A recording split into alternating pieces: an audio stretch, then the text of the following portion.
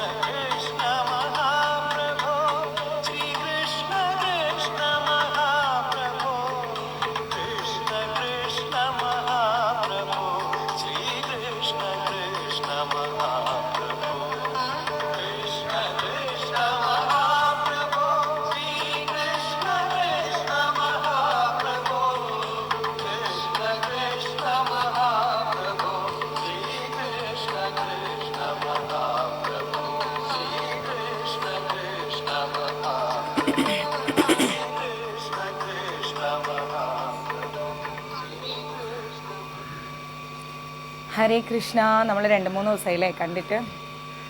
ഒരു ദിവസം ഫോൺ അങ്ങ് കംപ്ലൈൻ്റ് ആയിപ്പോയി. രാവിലെ ക്ലാസ്സൊക്കെ എടുക്കാമെന്ന് വിചാരിച്ചപ്പോഴേക്കും ഞാൻ ഫോണിൻ്റെ ചാർജർ കണക്ട് ചെയ്തത് മാറിപ്പോയപ്പോഴേക്കും ആ ചാർജ് ചെയ്യുന്നിടത്ത് നിന്ന് ഇങ്ങനെ പുക പോലെ വന്നു. അത് ഷോർട്ട് സർക്യൂട്ടായി. പിന്നെ അത് കുറച്ച് പ്രശ്നമായി. അപ്പം ക്ഷമിക്കണം. അപ്പോൾ പിന്നെ അത് കൊണ്ടുപോയി ശരിയാക്കാൻ കൊടുത്ത് അങ്ങനെ ഒരു ദിവസം പോയി കിട്ടി. അങ്ങനെയൊക്കെ ആയിട്ടാണ് ക്ലാസ് എടുക്കാൻ പറ്റാതിരുന്നത്. ക്ഷമിക്കല്ലോ അല്ലേ. എന്നാലും മാക്സിമം വന്നെടുക്കും. ഇന്ന് പിന്നെ രാവിലെ 6:30 എടുക്കാമെന്നൊക്കെ വിചാരിച്ചതാണ്. നമ്മുടെ ക്ലാസ് ടൈം ഇനി 6:30 ആണ്. 6:30 എടുക്കാമെന്ന് വിചാരിച്ചു. അപ്പോഴേക്കാണ് ഇന്ന് അമാവാസിയാണ്, ശനി ജയന്തിയാണ്. അപ്പോൾ പിന്നെ വേഗം രാവിലെ കുറച്ച് കാര്യങ്ങളുണ്ടായിരുന്നു. അപ്പോൾ അതെല്ലാം കൊണ്ട് പിന്നെ ഹരേ കൃഷ്ണ. അപ്പോൾ അതുകൊണ്ട് പിന്നെ ഒരു 8:30 മാറ്റാമെന്ന് വെച്ചു. കാരണം അങ്ങനെ പ്രത്യേകമായിട്ടുള്ള ദിവസങ്ങളൊക്കെ നമുക്ക് രാവിലെ കുറച്ച് കാര്യങ്ങൾ ഉണ്ടാവുമല്ലോ. എല്ലാവരും എവിടെ പോയി? എല്ലാവരും ഇപ്പം ഈ എന്താ പറയുക, സ്കൂളൊക്കെ റീഓപ്പൺ ആയതുകൊണ്ട് സ്കൂളിലേക്ക് പോകുന്ന തിരക്കും കാര്യങ്ങളൊക്കെ ആയിരിക്കും അല്ലേ രാവിലെ. ഇവിടുത്തെ ചൂട് കാരണം കുറച്ച് തണുത്ത വെള്ളം കുടിച്ചു. അതാണ് ഈ തൊണ്ടയിൽ കിച്ച് കിച്ച്. അത് ശരിയാവും, ക്ഷമിക്കണം കേട്ടോ. പിന്നെ ഇന്ന് മുതൽ നമ്മുടെ ക്ലാസ്സുകളൊക്കെ ആക്റ്റീവാവും. വേറെ എൻഗേജ്മെൻറ്റ്സ് ഒന്നുമില്ല. പഴയ പോലെ തന്നെ രാവിലെയും വൈകിട്ടും നമുക്ക് ക്ലാസ് എടുക്കാം. ദിവ്യമാതാജിയും കുട്ടികളൊക്കെ പോയി. അവർ ഇന്നലെ വൈകുന്നേരം 3:30 മണിക്കുള്ള ട്രിവാൻഡ്രം മെയിലിന് ഞാൻ കയറ്റി വിട്ടു. കുട്ടികൾക്ക് സ്കൂൾ റീഓപ്പണായി. ഇന്ന് രാവിലെ 4:30-5 മണിയായപ്പോഴേക്കും കേരളത്തിലെത്തി എന്ന് പറഞ്ഞ് എനിക്ക് മെസ്സേജ് വന്നു. വളരെ സന്തോഷത്തോടെ കരഞ്ഞുകൊണ്ടാണ് പോയത്. 1 മാസം പോയത് അറിഞ്ഞില്ല. എന്തൊക്കെയോ കുറേ ഒരു ലൈഫിൽ ആദ്യമായിട്ടാണ് ഇങ്ങനെ ഒരു മാറി നിന്നത്. എനിക്കും ഈ ഒരു മെയ് മാസം എന്ന് പറയണത് കുറേയൊക്കെ ഫ്രീ ടൈമാണ്. കാരണം വർഷത്തിൽ 1 മാസം നമ്മളും കുറച്ച് ഫ്രീ ആയിരിക്കണമല്ലോ. കാരണം എൻ്റെ മോനും വെക്കേഷന് വരുന്ന സമയമാണ്. അപ്പോൾ ഈ വർഷം അവൻ വന്നിട്ടില്ല. അവൻ നേരത്തെ വന്നു പോയി. ഹയർ എഡ്യൂക്കേഷൻ്റെ കുറച്ച് കാര്യങ്ങളും ലൈസൻസുകളൊക്കെ റെഡിയാക്കാനുള്ള കാരണം കൊണ്ട്. അപ്പം മെയ് മാസം പൊതുവേ അധികം വർക്കും കാര്യങ്ങളൊന്നും, ഇവിടെ ചൂട് കൂടുതലായതുകൊണ്ട് നമുക്ക് അങ്ങനെ ഉണ്ടാവില്ല. ഇനിയിപ്പം വീണ്ടും എല്ലാം ഒന്ന് കുട്ടികൾക്ക് സ്കൂൾ തുറന്ന പോലെ തന്നെ റീസ്റ്റാർട്ട് ചെയ്തു. അസുഖമൊന്നും ഉണ്ടായില്ല. ഇങ്ങനെ ഒരു ദിവസം ഫോൺ കംപ്ലൈൻറ്റ്, ഒരു ദിവസം ദിവ്യമാതാജിയെ യാത്രയാക്കുന്ന തിരക്ക് കാര്യങ്ങൾ, അങ്ങനെയൊക്കെ ആയിട്ട് ബിസി ആയി പോയതാണ്. വേറെ ഒന്നുമില്ല. ഇന്ന് പിന്നെ ശനി ജയന്തി ആയതുകൊണ്ട് രാവിലെ കുറച്ച് കാര്യങ്ങളുണ്ടായിരുന്നു. കാരണം ഒരുപാട് പേരിങ്ങനെ പ്രാർത്ഥന റിക്വസ്റ്റൊക്കെ തരുമ്പോൾ അവർക്ക് വേണ്ടി പ്രാർത്ഥിക്കണമല്ലോ. പ്രാർത്ഥിക്കുന്ന തിരക്കും ഭഗവാന്റെ കാര്യങ്ങളുടെ കുറച്ച് കാര്യങ്ങളൊക്കെ ആയിട്ട് ഒരല്പം ബിസി ആയിപ്പോയി. അതുകൊണ്ടാണ് 8:30 ആക്കിയത്. അല്ലെങ്കിൽ യൂഷ്വലി നമുക്ക് 6:30 തന്നെയാണ് ക്ലാസ്. കാരണം 6:30 ക്ലാസ് എടുത്താലേ എനിക്കും ബാക്കി കാര്യങ്ങൾക്കൊക്കെ ടൈം കൃത്യമായിട്ട് കിട്ടും. നാളെ മുതൽ മഞ്ജരീസിൻ്റെ മെസ്സേജുകളെല്ലാം ചെക്ക് ചെയ്യും. വിജയ് പ്രഭു. അപ്പോൾ 2 ദിവസം മുന്നേ എല്ലാവർക്കും അറിയാം, നമ്മുടെ ബിജി പ്രഭുവിൻ്റെ അച്ഛൻ മരിച്ചു. ഗുരുവായൂരപ്പനോട് നന്ദി പറയാം ബിജി പ്രഭു. ഒന്നും ടെൻഷൻ അടിക്കണ്ട. എല്ലാം കിച്ചൂട്ടൻ സമാധാനത്തിൽ നോക്കുന്നുണ്ടല്ലോ. കാരണം ബിജി പ്രഭു എല്ലാവർക്കും അറിയാലോ, വെളിയിലാണ്. കുറേ പേർക്ക് അറിയുന്ന എനിക്കറിയില്ല. വെളിയിലാണ്. അദ്ദേഹത്തിൻ്റെ സ്വദേശം തൃശ്ശൂരാണ്. അപ്പം കുറേ 2-3 മാസങ്ങളായിട്ട് എനിക്ക് മെസ്സേജ് ഇട്ടുകൊണ്ടിരിക്കുന്നു, മാതാജി എനിക്ക് നാട്ടിൽ വരാൻ പറ്റുന്നില്ല, ലീവ് കിട്ടുന്നില്ല, എൻ്റെ മക്കളെ കണ്ടിട്ട്, ഭാര്യയെ കണ്ടിട്ട്, അച്ഛനെയും അമ്മയും കണ്ടിട്ടൊക്കെ ഒരുപാട് നാളായി, എനിക്കൊരുപാട് സങ്കടമുണ്ടെന്ന് പറഞ്ഞ് ഇങ്ങനെ മെസ്സേജ് ഇടും. അപ്പോഴൊക്കെ ഞാൻ പറയും അദ്ദേഹത്തോട്, വിഷമിക്കേണ്ട, കിച്ചൂട്ടൻ കൂടെയുണ്ട്, സമയമാവുമ്പോൾ കിച്ചൂട്ടൻ അങ്ങേ നാട്ടിലെത്തിക്കും, അങ്ങ് വിഷമിക്കേണ്ട. 2-3 പ്രാവശ്യമൊക്കെ ഇങ്ങനെ എന്താ പറയുക, ലീവ് അപ്ലൈ ചെയ്ത് ലീവ് ഓക്കെ പറഞ്ഞപ്പോഴൊക്കെ അതിങ്ങനെ സ്കിപ്പായിപ്പോയി. അപ്പോഴേ എൻ്റെ മനസ്സിലുണ്ടായിരുന്നു, എന്തോ ഒരു കാരണമില്ലാതെ കിച്ചൂട്ടൻ ഇങ്ങനെ ആ ലീവിനെ ഇങ്ങനെ സ്കിപ്പ് ചെയ്യില്ല എന്ന്. നന്ദിയല്ലല്ലോ ബിജി പ്രഭു ഞാനിപ്പോൾ പറയേണ്ടത്. എന്നെക്കൊണ്ട് അങ്ങനെ പങ്കെടുക്കാൻ പറ്റിയിട്ടുള്ളൂ. ഞാൻ വരും, നാട്ടിൽ വരുമ്പോൾ എന്തായാലും അങ്ങയുടെ വീട്ടിലേക്ക് ഞാൻ വരും, അമ്മയെ കാണും. അപ്പോൾ ഇങ്ങനെ അദ്ദേഹത്തിൻ്റെ ലീവ് സ്കിപ്പായിപ്പോയി. അപ്പോൾ ഞാനിങ്ങനെ കിച്ചുവിനോട് പറയും, എന്താ കിച്ചു നമ്മൾ എന്തൊക്കെ പറഞ്ഞാൽ അദ്ദേഹത്തിൻ്റെ ഭാര്യയും മക്കളും അച്ഛനും അമ്മയൊക്കെ നാട്ടിലില്ലേ, ഒന്ന് ആ ലീവ് ശരിയാക്കി കൊടുക്കൂ, എന്തിനാ ഇങ്ങനെ എന്നിങ്ങനെ പറയും. അപ്പോഴും ബിജി പ്രഭു എനിക്ക് മെസ്സേജ് ഇടും, മാതാജി ലീവ് വീണ്ടും സ്കിപ്പായി, എനിക്ക് അറിഞ്ഞൂടാ എന്താ ഇങ്ങനെയെന്ന്. അപ്പോൾ എനിക്ക് ഉറപ്പായിരുന്നു എന്തോ ഒരു കാരണം ഗുരുവായൂരപ്പൻ നോക്കി വെച്ചിട്ടുണ്ട്. കിച്ചൂട്ടൻ ആ കാരണമില്ലാതെ കിച്ചൂട്ടൻ ഒരിക്കലും ഇങ്ങനെ ലീവ് സ്കിപ്പ് ചെയ്ത് പോവില്ല. കാരണം അദ്ദേഹത്തിന് മാക്സിമം 1 മാസത്തെ ലീവേ കിട്ടൂ. അങ്ങനെ ഇരിക്കെ കഴിഞ്ഞ മാസം എനിക്ക് മെസ്സേജ് ഇട്ടു, മാതാജി ലീവ് കിട്ടി. ഞാൻ പറഞ്ഞു ശരി, അങ്ങ് വരൂ, സന്തോഷത്തോടെ ഇരിക്കുമെന്ന് പറഞ്ഞു. അദ്ദേഹം വന്നതിൻ്റെ ഒരു 4ാമത്തെ ദിവസവും മറ്റോ അമ്മ എന്നെ കോണ്ടാക്ട് ചെയ്തു. അദ്ദേഹത്തിൻ്റെ അമ്മ വർഷങ്ങളായിട്ട് അച്ഛനും അമ്മയും സുഖമില്ലാതെ കിടക്കുകയാണ്. അച്ഛൻ മോഷൻ പോകുന്നതും യൂറിൻ പോകുന്നതൊക്കെ ബെഡിലാണ്. പിന്നെ വൈഫ് എന്ന് പറയുമ്പോൾ ജോലിയുണ്ട് അദ്ദേഹത്തിൻ്റെ ഭാര്യയ്ക്ക്, മക്കൾക്കും എന്താ പറയുക സ്കൂളിൽ വിടണം, അങ്ങനെയുള്ള കുറേ കാര്യങ്ങൾ. ശരി പ്രിയ മാതാജി പോയിട്ട് വരും. അപ്പം മക്കൾക്കും പോകണം, അപ്പം എന്ത് ചെയ്യുന്ന അറിയില്ല, അതുകൊണ്ട് ബുദ്ധിമുട്ടാണ്. സാരമില്ല വിജയ് പ്രഭു. അപ്പോൾ അമ്മയാണ് അച്ഛനെ നോക്കുന്നത്, വൈഫും നോക്കും, മക്കൾ 2 പേരും പഠിക്കുന്നു. വല്ലാത്തൊരു സിറ്റുവേഷൻ ഇങ്ങനെ പോവാണ്.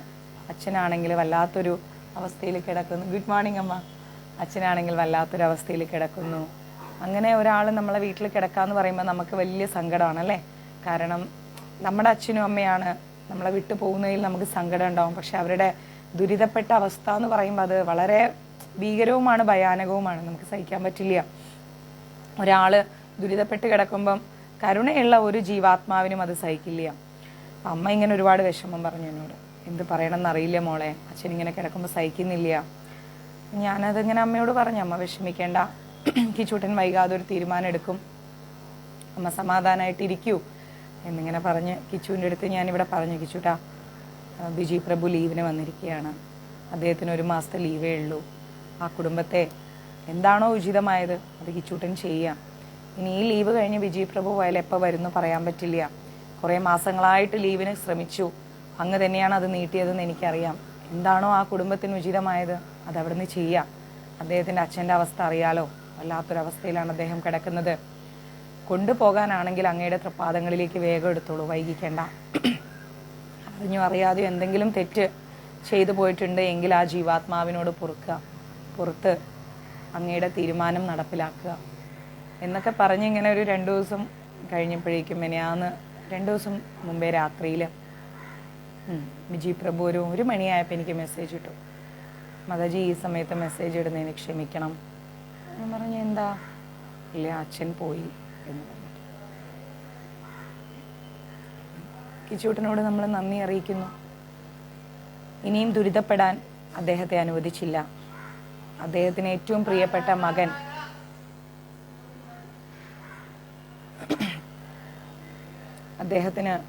പ്രിയപ്പെട്ട മകൻ അടുത്തുണ്ടാവുമ്പോൾ തന്നെ അദ്ദേഹത്തിൻ്റെ കർമ്മങ്ങളെല്ലാം ചെയ്യാനുള്ള ഒരു മഹത് ഭാഗ്യം വിജയ് പ്രഭുവിന് ലഭിച്ചു. അവസാനമായി അച്ഛൻ്റെ മുഖം കാണാനുള്ള ഒരു അനുഗ്രഹം ലഭിച്ചു. അച്ഛനെ കൊണ്ടുപോകാൻ അച്ഛനെ കൊണ്ടുപോകാനും അവസാന നേരത്തുള്ള ട്രീറ്റ്മെൻറ്റും കാര്യങ്ങളും എല്ലാം ഉചിതമായി നൽകാനും ഇതൊക്കെയാണ് ഒരു മകൻ്റെ കടമ എന്ന് പറയുന്നത് അല്ലേ. ഒരു അച്ഛനും അമ്മയും ഒരു ആൺകുട്ടിക്ക് ജന്മം നൽകിയാൽ നമ്മൾ ഏറ്റവും കൂടുതൽ ആഗ്രഹിക്കുന്നത് എന്താ? നമ്മുടെ പട്ടടയ്ക്ക് തീ വയ്ക്കാൻ നമ്മുടെ മക്കളടുത്തുണ്ടാവണം. അവസാന നിമിഷം നമ്മുടെ മക്കളെ കണ്ടുകൊണ്ട് കണ്ണടയ്ക്കണം. അങ്ങനെയുള്ള എല്ലാ മഹത് ഭാഗ്യങ്ങളും ആ അച്ഛന് സാധിച്ചു. ഇതേ വിജയ് പ്രഭു 1 മാസം മുന്നേ ആഗ്രഹിച്ച സമയത്ത് ലീവ് കിട്ടിയിരുന്നെങ്കിൽ അച്ഛൻ്റെ സംസ്കാരത്തിന് ഒരിക്കലും മകനുണ്ടാവില്ല. അച്ഛനെ അവസാനമായി ഒരു നോക്ക് കാണാൻ മകനുണ്ടാവില്ല. അപ്പോൾ കിച്ചൂട്ടൻ്റെ പ്ലാനിങ്ങിനെ കുറിച്ച് നമ്മൾ ആലോചിക്കണം. അതെ, എല്ലാത്തിനുള്ള ഭാഗ്യം വിജയ് പ്രഭുവിന് ലഭിച്ചു. ഗുരുവായൂർ മഞ്ജരീസിൻ്റെ പേരിൽ നമ്മുടെ അഡ്മിൻ വിഷ്ണുവിനെ ഞാൻ ഉടനെ തന്നെ ഓടിച്ചു. രാത്രി 1 മണിക്ക് കോൾ ചെയ്തു, വിഷ്ണുവിനെ കിട്ടിയില്ല. രാവിലെ തന്നെ വിഷ്ണുവിനെ വിളിച്ചിട്ട് ഞാൻ പറഞ്ഞു, വിഷ്ണു എത്രയും പെട്ടെന്ന് ഗുരുവായൂർ മഞ്ജരീസിൻ്റെ പേരിൽ ഒരു റീത്ത് വിജയ് പ്രഭുവിൻ്റെ അച്ഛൻ്റെ ബോഡിയിൽ വെക്കണം എന്ന് പറഞ്ഞു. കൃത്യസമയത്ത് തന്നെ നമ്മുടെ വിഷ്ണു മാരാറ് അവിടെ എത്തി. കാരണം എനിക്കൊരിക്കലും ചെന്നൈയിൽ നിന്ന് ഓടിയെത്തിയാൽ എത്താൻ പറ്റുന്ന ദൂരവും സമയമൊന്നുമല്ല. ആ മൃതശരീരം എടുക്കാനുള്ള സമയമായിട്ടുണ്ടായിരുന്നു. പിന്നെ നമുക്ക് നിയറസ്റ്റ് കിടക്കുന്നത് വിഷ്ണുവാണ്. വിഷ്ണു വന്നു. ഗുരുവായൂർ മഞ്ജരീസിലെ എല്ലാവരുടെ പേരിലും ഞാൻ കാണാത്ത നമ്മുടെ മഞ്ജരീസിൻ്റെ പ്രിയപ്പെട്ട അച്ഛന് കുമാരൻ എന്നാണ് പേര്. ഒരുപാട് തവണ നമ്മുടെ വിജയ് പ്രഭു അച്ഛൻ്റെ പേരിൽ മഞ്ജരീസിലൂടെ അന്നദാനമൊക്കെ കൊടുത്തിട്ടുണ്ടായിരുന്നു. ആ അച്ഛൻ്റെ ആ ഒരു തിരുശരീരത്തിൽ, അങ്ങനെ തന്നെ പറയണം, കാരണം ആ ഒരു മഹത് വ്യക്തിയുടെ ശരീരത്തിൽ ഗുരുവായൂർ മഞ്ജരീസിൻ്റെ പേരിൽ നമ്മൾ റീത്ത് സമർപ്പിച്ചു. നമ്മൾക്ക് ആ ദുഃഖത്തിൽ, വേർപാടിൽ നമുക്ക് വിഷമമുണ്ട്, ദുഃഖമുണ്ട്. നമ്മളും വിജയ് പ്രഭുവിൻ്റെ കുടുംബത്തിൻ്റെ ദുഃഖത്തിൽ പങ്കുചേരുകയാണ്. ആ ഒരു ആത്മാവിന് നിത്യശാന്തി ലഭിക്കട്ടെ. കിച്ചൂട്ടൻ്റെ തൃപാദങ്ങളിൽ ഇനിയൊരു പുനർജന്മമില്ലാതെ സമാധാനത്തിൽ, സന്തോഷത്തിൽ ആ ഒരു ആത്മാവ് ഇരിക്കട്ടെ. വിജയ് പ്രഭുവിൻ്റെ അമ്മയുടെ ആരോഗ്യം ഭഗവാൻ കാത്തുകൊള്ളട്ടെ. ആ ഒരു വേർപാട് സഹിക്കാനുള്ള വിഷമം, വേദനയും എല്ലാം സഹിക്കാനുള്ളൊരു ധൈര്യവും മനക്കരുത്തും വിജയ് പ്രഭുവിൻ്റെ കുടുംബത്തിന് കൊടുക്കട്ടെ. നമ്മളെല്ലാവരും ആ ദുഃഖത്തിൽ ഒരു നിമിഷം നമ്മൾ പങ്കുചേരുന്നു. ഹരേ കൃഷ്ണ. പിന്നെ ഇന്ന് അമാവാസിയാണ്, വൈശാഖ മാസത്തിലെ അമാവാസി ദിവസമാണ്. എന്താണ് ചെയ്യേണ്ടത് എന്നുള്ളത് മഞ്ജരീസിൻ്റെ ഗ്രൂപ്പിൽ ഞാൻ ഇട്ടേക്കാം. Guruvayur Manjaris contact number 9342494941 93 42 49 41. ഈ നമ്പറിലേക്ക് നമുക്ക് മഞ്ജരീസിൻ്റെ വാട്സപ്പ് ഗ്രൂപ്പുകൾ പോകുന്നുണ്ട്. മെയിൽസിന് വേറെ, ഫീമെയിൽസിന് വേറെ. ഗ്രൂപ്പുകളിൽ ആഡ് ആയാലുള്ള ഗുണം എന്ന് പറഞ്ഞാൽ നമ്മുടെ ലൈവ് നടക്കുന്ന സമയത്ത് നിങ്ങൾക്ക് ലൈവിൻ്റെ ലിങ്ക് അഡ്മിൻസ് കറക്റ്റായിട്ട് ഗ്രൂപ്പിൽ പോസ്റ്റ് ചെയ്യുന്നതായിരിക്കും. ഓക്കെ ശ്രീല മാതാജി, പോസ്റ്റ് ചെയ്യുന്നതായിരിക്കും. വിശേഷ ദിവസങ്ങൾ ഏതൊക്കെയാണ്, ആ ദിവസങ്ങളിൽ എന്തൊക്കെ കാര്യങ്ങളാണ് ചെയ്യേണ്ടത്, ഏത് സമയത്താണ് ചെയ്യേണ്ടത്, ഇങ്ങനെയുള്ള കാര്യങ്ങളെക്കുറിച്ചെല്ലാം നമ്മുടെ ഗ്രൂപ്പിൽ വരുന്നതാണ്. ഒപ്പം തന്നെ നമ്മുടെ കിച്ചൂട്ടൻ നമ്മുടെ ഗ്രൂപ്പിലൂടെ ഒരുപാട് പേർക്ക് അനുഗ്രഹം കൊടുക്കുന്നുണ്ട്. അപ്പോൾ അവരുടെ ആ ഒരു കിച്ചൂട്ടനിലൂടെ കിട്ടിയ ആ ഒരു അനുഗ്രഹം, പ്രാർത്ഥന, നന്ദി, ഇതെല്ലാം ഓഡിയോ ആയിട്ടിടുമ്പോൾ അത് കൃത്യമായി ഞാൻ ഗ്രൂപ്പിലേക്ക് പോസ്റ്റ് ചെയ്യാറുണ്ട്. ഏകാദശി, പ്രദോഷം,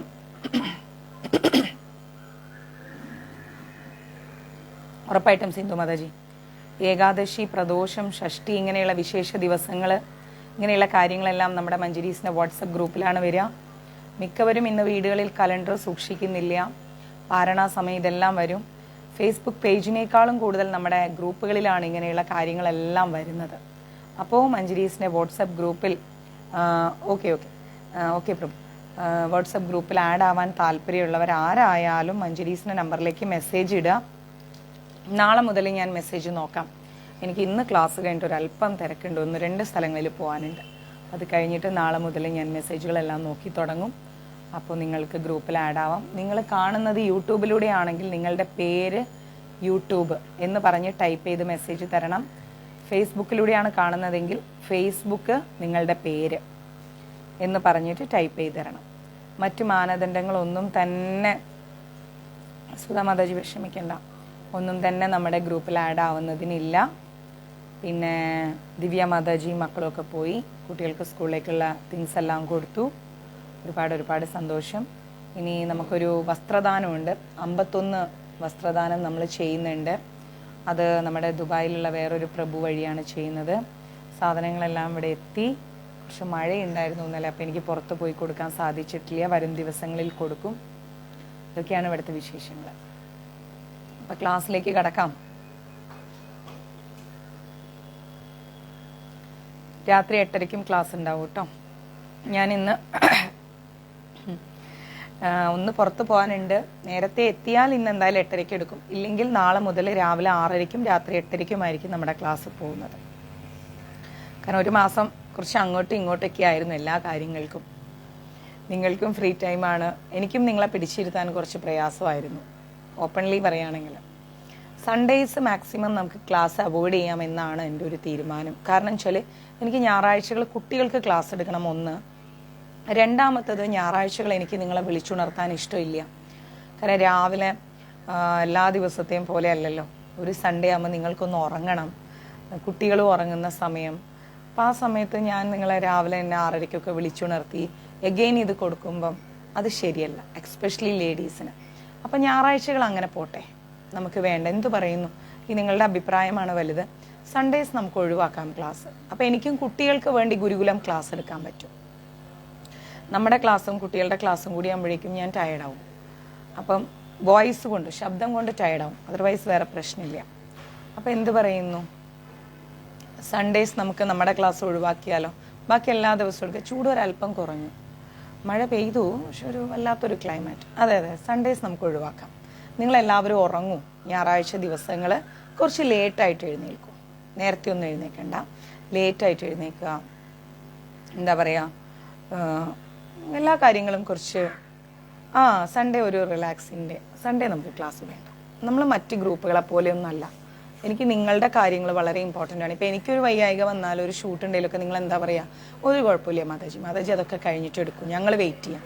അപ്പോൾ അതേ ഒരു മര്യാദ ഞാൻ നിങ്ങളോടും കാണിക്കണം അല്ലേ? ഞായറാഴ്ചകൾ നിങ്ങൾ ഉറങ്ങും, നേരത്തെ എഴുന്നേക്കണം എന്നൊന്നുമില്ല.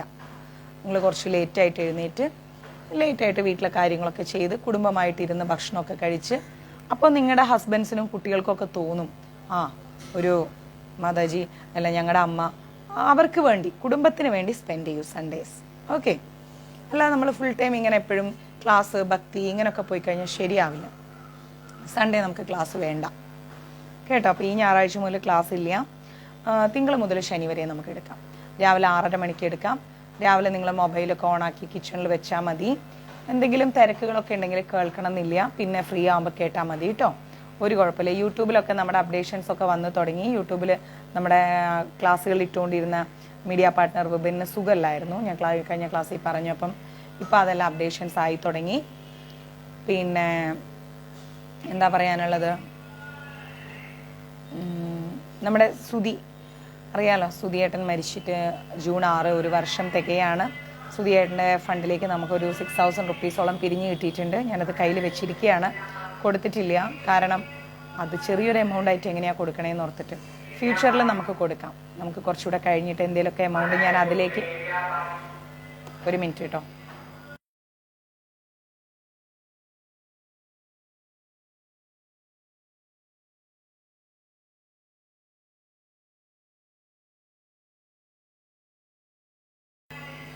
അതിവിടെ വടകറിയും ഇടിയപ്പം ഒക്കെ വരും. ഭയങ്കര ശബ്ദം, അതുകൊണ്ടാണ്.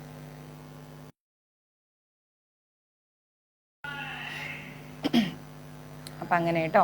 അപ്പം അത് കുറച്ചും കൂടി എന്തെങ്കിലും ആവട്ടെ, എന്തെങ്കിലുമൊക്കെ ആയിട്ട് നമുക്ക് അറ്റ്ലീസ്റ്റ് ഒരു 25,000 രൂപയെങ്കിലായിട്ട് കൊടുക്കുമ്പോൾ അതൊരു മര്യാദയുണ്ടല്ലോ. ഞാൻ അതുകൊണ്ടാണ് കൊടുക്കാത്തത്. പിന്നെ നമ്മുടെ തിരുനെല്ലി ക്ഷേത്രത്തിലേക്ക് ഏകദേശം ഒരു 17,000 രൂപയോളം ആയിട്ടുണ്ട്. അതിനി നമുക്ക് കുറച്ചും കൂടെ ഫണ്ട് ഇങ്ങനെ സ്വരൂപിച്ച് ഒരു ദിവസം നമ്മുടെ മഞ്ജരീസിലൂടെ പറ്റാവുന്നവരെല്ലാവരും കൂടെ ചേർന്നിട്ട് തിരുനെല്ലിയിൽ കൊണ്ടുപോയി കൊടുക്കാം. പിന്നെ മറ്റ് പ്രത്യേകിച്ച് വിശേഷങ്ങളൊന്നുമില്ല. ഇത്രയൊക്കെയാണ് വിശേഷം. ക്ലാസ് സ്റ്റാർട്ട് ചെയ്യാം നമുക്ക്. നമ്മളിപ്പം കൃഷ്ണാവബോധ പ്രവർത്തനം അങ്ങനെ ഒരു ക്ലാസ്സാണ് പഠിച്ചുകൊണ്ടിരിക്കുന്നത് അല്ലേ, കർമ്മയോഗം എന്ന് പറഞ്ഞിട്ട്. ക്ലാസ് എന്നൊന്നും പറയാൻ എനിക്ക് ഇഷ്ടമില്ല കേട്ടോ. ഒരു ക്ലാസ് ഒന്നല്ല, നമ്മൾ തമ്മിലുള്ള ഒരു എന്താ പറയുക സംസാരം, സ്നേഹത്തോടെയുള്ള സംസാരങ്ങൾ. അതിൽ ഞാൻ എന്നെ കാണുന്നു, നിങ്ങളെ ഞാൻ വേർഡ്സുകളിലൂടെ കാണുന്നു.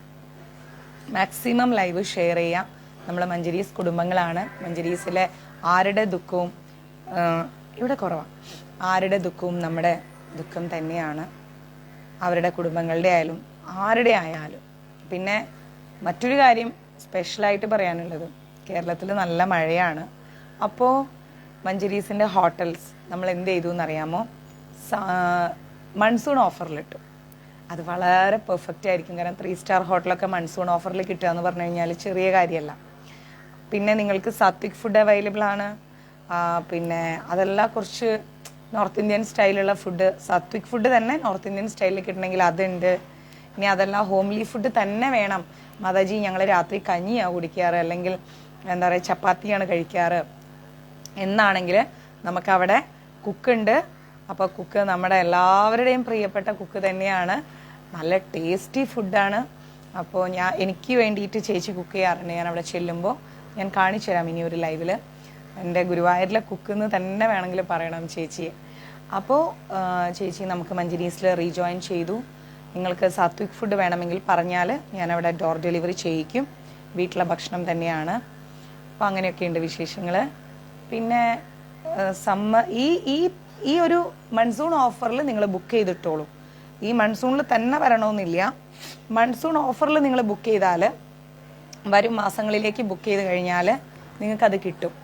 ഓക്കെ, അപ്പം ഈ ഒരു 2 മാസത്തിനുള്ളിൽ ബുക്ക് ചെയ്യുകയാണെങ്കിൽ, 2 മാസം ഇല്ല ബുക്ക് ചെയ്യുകയാണെങ്കിൽ നിങ്ങൾക്ക് മൺസൂൺ ഓഫർ റേറ്റിന് റൂംസ് എല്ലാം കിട്ടും. ഓക്കെ, അപ്പോൾ മാക്സിമം എത്രയും പെട്ടെന്ന് റൂംസൊക്കെ ബുക്ക് ചെയ്യാൻ ശ്രമിക്കുക. എല്ലാ മാസവും ഗുരുവായൂർ വരണം. ഞാൻ വെറുതെ പറയില്ല, എല്ലാ മാസവും ഗുരുവായൂർ വരിക. ഡെയിലി നമ്മൾ എന്തെങ്കിലും ഭഗവാന് വേണ്ടിയിട്ട് അല്ലെങ്കിൽ ഗുരുവായൂർ അമ്പലത്തിലെ സേവനത്തിന് വേണ്ടിയിട്ട്, അതിൽ മറ്റൊന്നും ചിന്തിക്കേണ്ട. എന്തെങ്കിലും ഒരു പൈസ, ഒരു കോയിൻസ് എടുത്ത് ഒരു പാത്രത്തിൽ ഇട്ട് വെച്ചിട്ട്, ഭഗവാന് ഒന്നിനും ആവശ്യമില്ല. ഭഗവാന് നമ്മുടെ പൈസയ്ക്കോ സ്വത്തിനോ പണത്തിനോ ഒന്നിനും ആവശ്യമില്ല. പക്ഷേ ആ ഗുരുവായൂർ ക്ഷേത്രം എന്ന് പറയുന്നത് നമ്മുടെയാണ്. അതിൻ്റെ പുരോഗതിയും നമ്മുടെ ചുമതലയാണ്, അല്ലേ? എത്രയോ പേര് വന്ന് അവിടെ ഇരിക്കുന്നു, ഇവിടെ ഇരിക്കുന്നു, മേൽപ്പത്തൂർ ഓഡിറ്റോറിയത്തിൽ ഇരിക്കുന്നു, ദാഹിച്ചാൽ കുടിക്കാൻ വെള്ളമുണ്ട്. ഇല്ലായ്മകൾ നമ്മൾ ചിന്തിക്കേണ്ട. ഒന്നുമില്ലാത്തതിൽ നിന്ന് നമുക്ക് ഇത്രത്തോളം സൗകര്യങ്ങൾ കിട്ടിയിട്ടുണ്ടെങ്കിൽ നമ്മളുടെ എല്ലാവരുടെയും മനസ്സുകൊണ്ടാണ്. അപ്പം എന്ത് ചെയ്യുക? നമ്മളെ കൊണ്ടാവുന്ന ഒരു തുക മാറ്റി വെച്ച് ഗുരുവായൂർ ക്ഷേത്രം ദർശനം നടത്തുമ്പോൾ നേരെ ക്ഷേത്രത്തിൻ്റെ ഭണ്ഡാരത്തിലേക്ക് കൊടുക്കുക, അല്ലെങ്കിൽ നേരെ കൊണ്ടുപോയി ഭഗവാന്റെ തൃപ്പടിയിൽ വെക്കുക. അങ്ങനെ നമ്മളെ കൊണ്ടാവുന്ന ഒരു കോൺട്രിബ്യൂഷൻ എല്ലാ മാസവും ഗുരുവായൂർ വന്നിട്ട് ഗുരുവായൂർ ക്ഷേത്രത്തിലേക്ക് കൊടുക്കുക. അത് അവർ കൊണ്ടുപോയി, ഇവർ കൊണ്ടുപോയി, അവർക്ക് നന്നാവാൻ ഇവർ, അങ്ങനെയുള്ള ചിന്തകളൊന്നും വേണ്ട നമ്മുടെ മനസ്സിൽ. നമ്മൾ നമ്മുടെ സമ്പത്തായിരിക്കുന്ന ഗുരുവായൂർ ക്ഷേത്ര എന്താ പറയുക ഡെവലപ്മെൻറ്റ്സിന്, അഭിവൃദ്ധിക്ക്, നമ്മളെ പോലെയുള്ള ഭക്തരും നമ്മുടെ അടുത്ത തലമുറ വന്നു കഴിഞ്ഞാൽ അവർക്കുള്ള സൗകര്യങ്ങൾക്കൊക്കെ എന്താ പറയുക സൗകര്യത്തിനൊക്കെ വേണ്ടി നമ്മളെ കൊണ്ടാവുന്ന ഒരു കോൺട്രിബ്യൂഷൻ എല്ലാ മാസവും ഗുരുവായൂർ തൃപ്പടിയിൽ എത്തിക്കുക. അത് നല്ലതാണ്, മനസ്സിലായില്ല? അപ്പം അങ്ങനെയൊക്കെ ചെയ്യുക. എല്ലാ മാസവും ഗുരുവായൂർ വരിക. മാക്സിമം അമ്മ പൂജ ചെയ്യുന്നുണ്ടോ?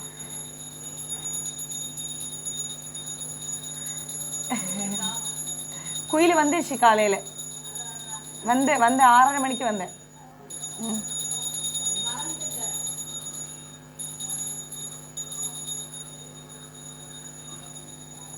കണ്ടോ, ഇവിടുത്തെ പൂജ രാവിലെ കഴിഞ്ഞു.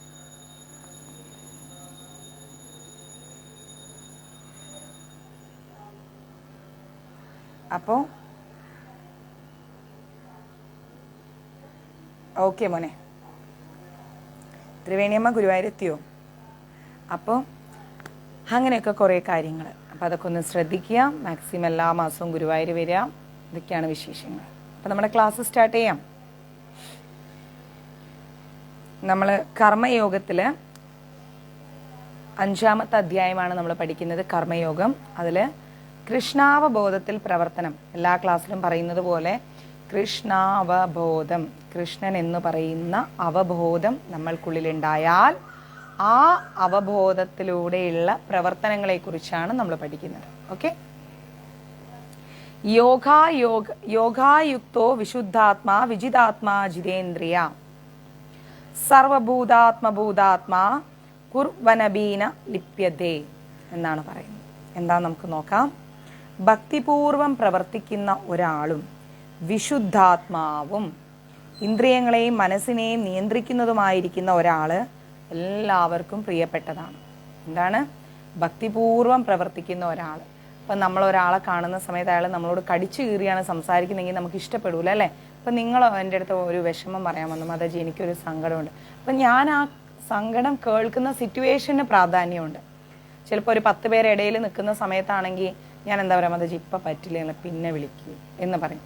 കാരണം എന്താ, നമുക്ക് ആ ഒരു എന്താ പറയുക, ആ ഒരു സമയത്തിനൊരു വാല്യൂ ഉണ്ട്, അല്ലേ?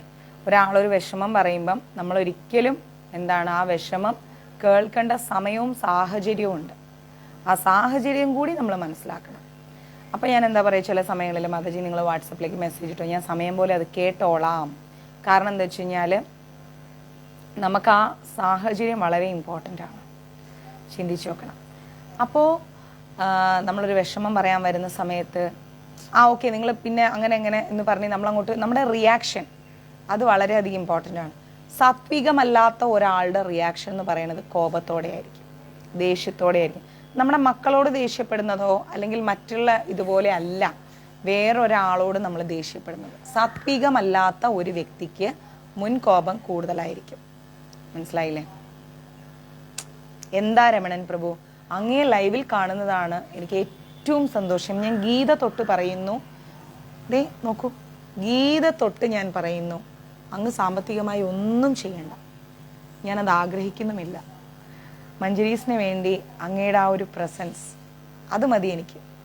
അത് അങ്ങെന്നല്ല, എല്ലാവരിൽ നിന്നും അത് മതി. നമ്മളെ കൊണ്ടാവുന്ന സമയത്ത് നമ്മൾ എന്തെങ്കിലും അന്നദാനം കൊടുക്കേ, മഞ്ജരീസിന് എന്തെങ്കിലും മേടിക്കേ, അതൊക്കെ മതി. ആവാത്തവരൊരിക്കലും ചെയ്യേണ്ട. എനിക്കത് ഇഷ്ടവും ഇല്ല. മനസ്സിലായി? കഷ്ടപ്പെട്ടിട്ടും കടം വാങ്ങിയിട്ടും ചെയ്യാൻ ഭഗവാൻ ആരോടും പറഞ്ഞിട്ടില്ല. നിങ്ങളുടെ പ്രസൻസ്, അതാണ് എനിക്കിഷ്ടം. നിങ്ങളെ ലൈവിൽ കാണുമ്പോൾ സത്യം പറയാം, ഹൃദയത്തിൽ കൈവച്ച് പറയാം, എനിക്ക് ഭയങ്കര സന്തോഷമാണ്. അവർ വന്നു, ഇവർ വന്നു, അവർ വന്നു, അപ്പം എനിക്കൊരു സന്തോഷമാണ്, ഭയങ്കര സന്തോഷമാണ്. അത് മതി എനിക്ക്. നിങ്ങളുടെ ആ ഒരു സാന്നിധ്യം, അതാണ് എനിക്ക് ഏറ്റവും വലുത്. നോക്കാം ജയന്തി മാതാജി, ഞാൻ നോക്കാം കേട്ടോ. അപ്പോൾ നമ്മൾ സാത്വികമല്ലാത്ത ഒരു ആള്, അവരെന്ന് പറഞ്ഞാൽ എപ്പോഴും ദേഷ്യപ്പെടും. ദേഷ്യം എന്ന് പറയുന്നത് തന്നെ സാത്വികതയില്ല. അപ്പം അവരോട് നമുക്ക് ഇടപെടാൻ കുറച്ച് വിഷമം ഉണ്ടാവും അല്ലേ? അങ്ങനെ ഇല്ലാത്ത വ്യക്തികൾ എങ്ങനെയാണ്? ഭക്തിപൂർവ്വം പ്രവർത്തിക്കുന്നവരായിരിക്കും. ഭക്തിപൂർവ്വം പ്രവർത്തിക്കുന്ന വ്യക്തികൾ എന്ന് പറഞ്ഞാൽ സാത്വിക മനോഭാവത്തിലുള്ള വ്യക്തികളായിരിക്കും. പിന്നെന്താ? വിശുദ്ധാത്മാവും ഇന്ദ്രിയങ്ങളെയും മനസ്സിനെയും നിയന്ത്രിക്കുന്നവൻ. വിശുദ്ധാത്മാവായ ഒരാൾ എങ്ങനെയാണ്? നല്ല ആത്മാവ് എങ്ങനെയാണ്? ഇന്ദ്രിയങ്ങളെ നിയന്ത്രിക്കും, മനസ്സിനെ നിയന്ത്രിക്കും. കാരണം എന്താ? ചൂട് കൂടുതലാണെങ്കിലും ആ സിറ്റുവേഷനെ നമ്മൾ അതിജീവിക്കും. തണുപ്പ് കൂടുതലാണെങ്കിലും അതിജീവിക്കും. ആഗ്രഹങ്ങൾ ഉണ്ടാവും, അത് വാങ്ങണം, ഇത് വാങ്ങണം, അത് വാങ്ങണം, ഇത് വാങ്ങണം. ആ ആഗ്രഹങ്ങളെല്ലാം നമ്മൾ മാറ്റിവെക്കും. നമുക്കുള്ളത് കൊണ്ട് മുന്നോട്ട് പോകും. അല്ലാണ്ട് നമുക്കിപ്പം അതിൻ്റെ മേളിൽ കയറി ചെയ്ത് അതിൻ്റെ ആവശ്യം നമുക്കില്ല. അപ്പോൾ ഇതിനെയൊക്കെ നിയന്ത്രിക്കുന്ന ഒരു വ്യക്തി എന്ന് പറയുന്നത് എന്താണ്? പ്രിയങ്കരനായ ഒരു വ്യക്തിയാണ്. മനസ്സിലായില്ലേ? പ്രിയങ്കരനായ ഒരു വ്യക്തിയാണ്, പ്രിയപ്പെട്ട ഒരാളായിരിക്കും. അതല്ല പിടിച്ച മുയലിന് 4 കൊമ്പ്, എനിക്ക് ഇപ്പം കിട്ടണം, എനിക്ക് ഇത് വേണം, ഇതില്ലെങ്കിൽ ഞാൻ നിൽക്കില്ല, ഞാൻ ഇതില്ലെങ്കിൽ ഇരിക്കില്ല എന്ന് പറയുന്നവരോട് നമുക്ക് ഭയങ്കര ഇറിറ്റേഷൻ ആയിരിക്കും. എനിക്ക് ഭയങ്കര ഇറിറ്റേഷനാണ്. ബുദ്ധിമുട്ടാണ് ലൈവ് എടുക്കുമ്പോൾ. അപ്പോൾ നമുക്കൊരു ഇറിറ്റേഷൻ ആയിരിക്കും അല്ലേ? നമ്മൾ ഉള്ളതുപോലെ ഉള്ളതിനനുസരിച്ച് എവിടെയാണെങ്കിലും നമ്മൾ ജീവിക്കാൻ പഠിക്കണം. അത് ഇങ്ങനെ കിട്ടിയാലേ ഇങ്ങനെ, അങ്ങനെയൊന്നും പാടില്ല എന്ന് കരുതി അത് ഒരാളെ കാണിക്കാനും വേണ്ടിയാവരുത്. ഇല്ലായ്മകളെ നമ്മൾ അതിജീവിക്കാൻ പഠിക്കുമ്പോഴാണ് ജീവിതം ഏറ്റവും മനോഹരമായി തീരുന്നത്. മനസ്സിലാവുന്നുണ്ടോ? അല്ലാതെ ഇല്ലായ്മകളെ അവഗണിച്ച് നമുക്ക് അത് കിട്ടണം, ഇത് കിട്ടണം, സുഷമാതാജി അങ്ങനെ ചിന്തിച്ചു കഴിഞ്ഞാൽ നമുക്കൊന്നും കിട്ടില്ല. ജീവിതത്തിൽ എവിടെ എത്തില്ല. എന്താണോ ഇല്ലായ്മകൾ, ആ ഇല്ലായ്മകളെ നമ്മൾ അതിജീവിക്കാൻ പഠിക്കണം. അങ്ങനെ ജീവിക്കുന്ന ഒരു വ്യക്തി എല്ലാവർക്കും പ്രിയപ്പെട്ട ഒരാളായിരിക്കും. അദ്ദേഹം എല്ലാവരെയും സ്നേഹിക്കും. പ്രവർത്തിച്ചുകൊണ്ടേയിരുന്നാലും യാതൊരു കർമ്മവും അദ്ദേഹത്തെ ബാധിക്കില്ല. ഇല്ലായ്മകളൊക്കെ അതിജീവിച്ച് പ്രയാസങ്ങളില്ല, ദുരിതങ്ങളില്ല, പരാതികളില്ലാതെ ജീവിക്കുന്ന ഒരു വ്യക്തി എന്ന് പറഞ്ഞു കഴിഞ്ഞാൽ ആ വ്യക്തി എല്ലാവരെയും സ്നേഹിക്കും. ആരോട് ആ വ്യക്തി ദേഷ്യപ്പെടില്ല, ഒരു കാര്യത്തിനും ദേഷ്യപ്പെടില്ല. സ്വാഭാവികമാണ്, പ്രശ്നങ്ങളൊക്കെ ജീവിതത്തിൽ വരും. അത് എല്ലാവരുടെ സ്വഭാവവും ഇപ്പോൾ ഒരുപോലെ ആയിക്കോണമെന്നില്ല അല്ലേ? നിങ്ങൾ ഈ 45 പേർക്കും 45 സ്വഭാവമായിരിക്കും. എൻ്റെ സ്വഭാവമായിരിക്കില്ല നിങ്ങളുടെ ആയിരിക്കില്ല എൻ്റെത്. അപ്പം നമ്മളെല്ലാത്തിനോടും പൊരുത്തപ്പെട്ട് പോകണം. അല്ലാതെ ഇഷ്ടപ്പെടാത്തൊരു കാര്യം കാണുമ്പോഴേക്കും ദേഷ്യപ്പെടുക എന്ന് പറയുന്നത് അത് ഭയങ്കര ബുദ്ധിമുട്ടാണ്. ഞാൻ എൻ്റെ ലൈഫിൽ ഒരാളോട് ദേഷ്യപ്പെടാറുള്ളൂ, അത് ബിന്ദു അമ്മേനോടാണ്. വേറെ ആരോടും ഞാൻ ദേഷ്യപ്പെടാറില്ല. കാരണം എന്താ വെച്ചാൽ അവർ ചെയ്യുന്ന പ്രവൃത്തികൾ അതാണ്. അതെനിക്ക് ഭയങ്കര ഇറിറ്റേഷൻ ഉണ്ടാകും. മറ്റൊന്നുമല്ല, കഴുകി വെച്ച പാത്രങ്ങൾ വീണ്ടും കഴുകുക, പറഞ്ഞ് നമുക്ക് മടുത്തു പോകും. ഞാനൊന്ന് ഉച്ചയ്ക്ക് 1 മണിക്കൂറൊക്കെ ഉറങ്ങുകയാണെങ്കിൽ എങ്ങനെയെങ്കിലുമൊക്കെ റൂമിൽ കയറി അവർ ആ സോപ്പ് പൊടിയൊക്കെ എടുത്തിട്ടുണ്ടാവും, യാതൊരു സംശയവുമില്ല. അപ്പം അതൊക്കെ നമുക്കൊരു വിഷമമാണ്. ഭഗവാൻ എന്തെങ്കിലും നേദ്യം വെക്കാനൊക്കെ വെച്ച് കഴിഞ്ഞാൽ അത് ഒന്ന് അടച്ചു വെക്കാൻ പറഞ്ഞാൽ അവർ മറന്നു പോവുക. അപ്പം പ്രായത്തിൻ്റെയും കൂടിയാണേ. അപ്പം ഞാൻ അവരിങ്ങനെ ട്രെയിൻ ചെയ്തുകൊണ്ടേയിരിക്കും, റീകറക്റ്റ് ചെയ്തുകൊണ്ടേയിരിക്കും. പിന്നെ അവരുടെ ഒരു ക്യാരക്ടർ വെച്ചിട്ട് അവരെ നമുക്ക് അമിതമായി സ്നേഹിക്കാൻ പറ്റില്ല. അവരുടെ ചേച്ചിയും അനിയനൊക്കെ എന്നോട് സംസാരിച്ചാണ്, മാതാജി സ്നേഹം ഉള്ളിൽ മതി, പുറത്ത് കാണിക്കരുത്. ചെറുപ്പത്തിലേ സ്നേഹം പ്രകടിപ്പിച്ചു കഴിഞ്ഞാൽ ബുദ്ധിമുട്ടാണ് അവരുടെ ക്യാരക്ടറിൽ. അപ്പോൾ സാരമില്ല, അതുകൊണ്ട് നിങ്ങൾ അവരെ സ്വീകരിച്ച് നോക്കുന്നത് തന്നെ ഞങ്ങളുടെ കുടുംബത്തിന് അഭിമാനവും അന്തസ്സുമാണ്. അവർ തെരുവിൽ നടക്കുന്നില്ലല്ലോ, നിങ്ങളുടെ കൈകളിൽ അവർ സുരക്ഷിതയാണല്ലോ എന്നുള്ളൊരു സന്തോഷമുണ്ട്. പക്ഷേ സ്നേഹം കാണിക്കല്ലേ മാതാജി, പ്രകടിപ്പിക്കല്ലേ മാതാജി, അത് പ്രകടിപ്പിച്ച പ്രശ്നമാണ്. നിങ്ങൾ ഉള്ളിൽ വെച്ചോളൂ, കരുതിക്കോളൂ, പക്ഷെ കാണിക്കല്ലേ. അപ്പം അതുകൊണ്ട് എൻ്റെ ഒരു ദേഷ്യഭാവം എന്ന് പറയുന്നത് സത്യത്തിലെ ബിന്ദുമ്മയുടെ അടുത്താണ്. മറ്റാരടുത്തും എനിക്ക് ദേഷ്യപ്പെടാനുള്ളൊരു സാഹചര്യവും ഇല്ല. ആ സാഹചര്യത്തിൽ നിന്ന് ഞാൻ മാറിപ്പോവുകയും ചെയ്യും. ബഹളം ഉണ്ടാക്കേണ്ട കാര്യമില്ല. നമുക്ക് ബഹളം കൊണ്ട് എവിടെ എത്തില്ല. നമ്മളും അപ്സെറ്റ് ആവും, ഫ്രസ്ട്രേറ്റഡ് ആവും, നമ്മുടെ ദിവസവും വേസ്റ്റ് ആയി പോവും, നമ്മുടെ മൈൻഡും അപ്സെറ്റ് ആവും. അപ്പം അതൊന്നും ഇല്ലാതെ നമ്മൾ പോവുകയാണെങ്കിൽ നമ്മളെ ഒരു കർമ്മവും ബാധിക്കില്ല. നമ്മളെ കർമ്മം ബാധിക്കാതെ നോക്കേണ്ടതാണ് ഏറ്റവും വലിയ സുരക്ഷിതത്വം എന്ന് പറയുന്നത്. മനസ്സിലായില്ലേ? നമ്മളുടെ സേഫ്റ്റി എന്ന് പറയുന്നത് തന്നെ നെഗറ്റീവ്സ് ഒന്നും നമ്മളെ ബാധിക്കാതിരിക്കുക. നെഗറ്റീവ്സ് നമ്മൾ പറയുന്നത് തന്നെ എന്താണ്? കർമ്മമാണ്. ആ കർമ്മം നമ്മളെ ബാധിക്കാതിരിക്കണം.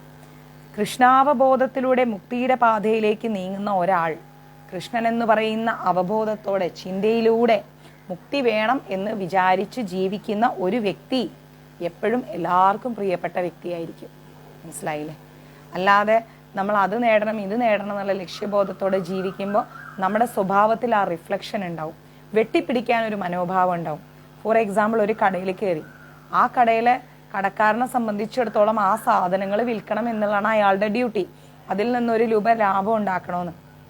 അപ്പോൾ നമ്മൾ ചില സമയത്ത് പറയും, ചേട്ടാ ഒരു 2 രൂപ കുറച്ച് തരൂ. ഇല്ല, പറ്റില്ല, നിങ്ങൾക്ക് വേണമെങ്കിൽ അവിടെ വെച്ചിട്ട് പോയിക്കോളൂ എന്ന് പറയുമ്പോൾ നമ്മൾ പിന്നെ ആ കടയിൽ കയറില്ല, അല്ലേ? നമുക്ക് മാനസികമായിട്ട് അവരോട് ഒരു അറപ്പ് തോന്നും, അറയ്ക്കും അവരോട്. അങ്ങനെ ഒരു അഡമന്റ് ക്യാരക്ടർ ആവശ്യമില്ല. ഇല്ലാത്തൊരു വ്യക്തി ആയിരിക്കാം, അല്ലെങ്കിൽ 1 രൂപ കുറഞ്ഞതിന്റെ പേരിൽ സാധനങ്ങൾ കൊടുക്കാതെ ഇരിക്കുക, അങ്ങനെയൊക്കെയുള്ള പല വ്യക്തികളുണ്ട്. അപ്പം അങ്ങനെയുള്ള വ്യക്തികളോട് നമുക്കൊരു അകൽച്ച വരും. അതേസമയം പോട്ടെ സാറില്ലേ മക്കൾ, അതവിടെ പൈസ പിന്നെ തന്നാൽ മതി, സാധനം കൊണ്ടുക്കോളൂ എന്ന് പറയുന്ന ഒരു വ്യക്തിയോട് നമുക്ക് എന്താ തോന്നുക? ഒരു ബഹുമാനം തോന്നും. വീണ്ടും നമ്മൾ തിരിച്ച് ആ കടയിലേക്ക് തന്നെ പോകും. ആ വ്യക്തിയെ തേടി നമ്മൾ അവിടെ എത്തും.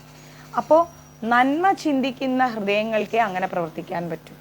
അല്ലാതെ അവരുടെ ലക്ഷ്യം പണമാണ്, പ്രശസ്തിയാണ്, പേരാണെന്ന് ചിന്തിക്കുന്ന വ്യക്തികളോട് നമുക്ക് അടുക്കാൻ പറ്റൂല. അത് നമ്മുടെ കുറ്റം, അവരെ കുറ്റമൊന്നുമല്ല. എല്ലാ ജീവജാലങ്ങളും ക്ഷമയോടെ പോകുന്ന ഒരു വ്യക്തിയെ സ്നേഹിക്കും. ദേഷ്യ മനോഭാവത്തിൽ ഇടപെടുന്ന ഒരു വ്യക്തിയെ ഒരു ജീവജാലങ്ങളും സ്നേഹിക്കില്ല. ഒരാൾക്കും എന്താ പറയാ, സാരില്ല, അത് കൺട്രോളാവും, ദേഷ്യം കൺട്രോളാവും. നമ്മൾ മിണ്ടാണ്ടിരുന്നാൽ മതി. ആ സമയത്ത് ഞാനൊക്കെ ആണെങ്കിൽ തല്ലത്തെറിക്കുന്ന ദേഷ്യം വരും ചില സമയത്ത്. മിണ്ടാണ്ടിരിക്കും, എന്തെങ്കിലും കാണിക്കുമെന്ന് പറയും, എനിക്ക് വയ്യ പറയാനെന്ന് പറയും. അവൻ പറഞ്ഞിട്ട് ഞാൻ എൻ്റെ മൈൻഡ് ഞാനപ്പം വേറെ എങ്ങനെയെങ്കിലുമൊക്കെ മാറ്റിയെടുക്കും. കാരണം അല്ലാണ്ട് പറ്റൂല, അല്ലാണ്ട് നമുക്ക് വട്ടുപിടിക്കും. അപ്പം അതിലും ഭേദം നമ്മളെ മനസ്സിനെ ആ സമയത്ത് മാറ്റുക, സ്കിപ്പ് ചെയ്യുക. ഞാൻ അങ്ങനെയാണ് ചിന്തിക്കാറ്.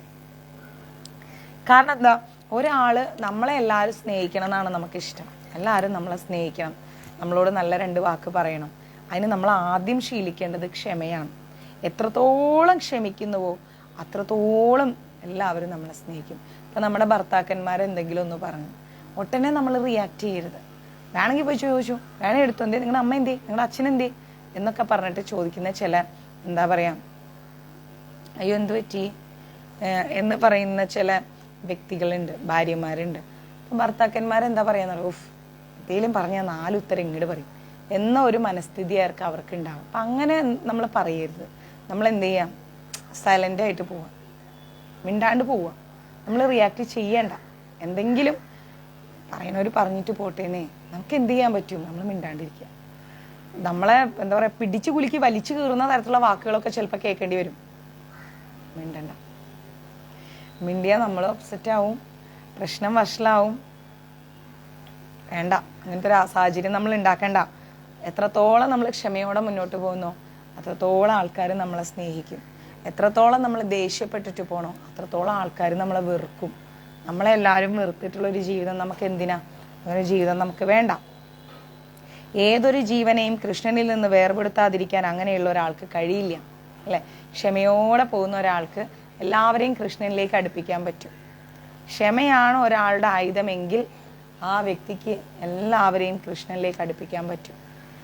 ക്ഷമയല്ല, ആ വ്യക്തി തന്നെ ഒരു ദേഷ്യ സ്വഭാവമുള്ള ഒരു വ്യക്തിയാണെങ്കിൽ ആ വ്യക്തിക്ക് ആരെയും കൃഷ്ണനിലേക്ക് അടുപ്പിക്കാൻ പറ്റില്ല. കാരണം എന്താ, ആ വ്യക്തിയോട് ആരും അടുക്കില്ല. ആ വ്യക്തിയോട് അടുക്കാതെ വന്നു കഴിഞ്ഞാൽ ആ വ്യക്തിക്കും ആരെയും ഭഗവാനിലേക്ക് അടുപ്പിക്കാൻ പറ്റില്ല. മനസ്സിലാവുന്നുണ്ടോ? ഒരു വൃക്ഷത്തിന്റെ ശാഖകളും ഇലകളും എല്ലാം അതിൽ നിന്ന് വ്യത്യാസമില്ല, അല്ലേ? ഒരു വൃക്ഷം എന്ന് പറയുമ്പോൾ ഒരു വലിയൊരു ചെടി, ആ ചെടിയുടെ കൊമ്പും മരവും ചില്ലയും എല്ലാം എന്താണ് മനോജ് പ്രഭു? എല്ലാം എന്താണ്? ആ വൃക്ഷമാണ്. അപ്പം നമ്മൾ കൊമ്പുണ്ടായാലും ചില്ലയുണ്ടായാലും ഇലയുണ്ടായാലും പൂവുണ്ടായാലും കായ ഉണ്ടായാലും ഒക്കെ നമ്മൾ എന്താ പറയുക, ഇപ്പം പിന്നിൽ നിൽക്കുന്ന ഈ വൃക്ഷം നമ്മൾ എന്താ പറയുക, അത് മാവാണ്. മാവും മാങ്ങയും മാങ്ങയുടെ ചില്ലയും കൊമ്പും എല്ലാം അടങ്ങിയതാണ് ആ വൃക്ഷം.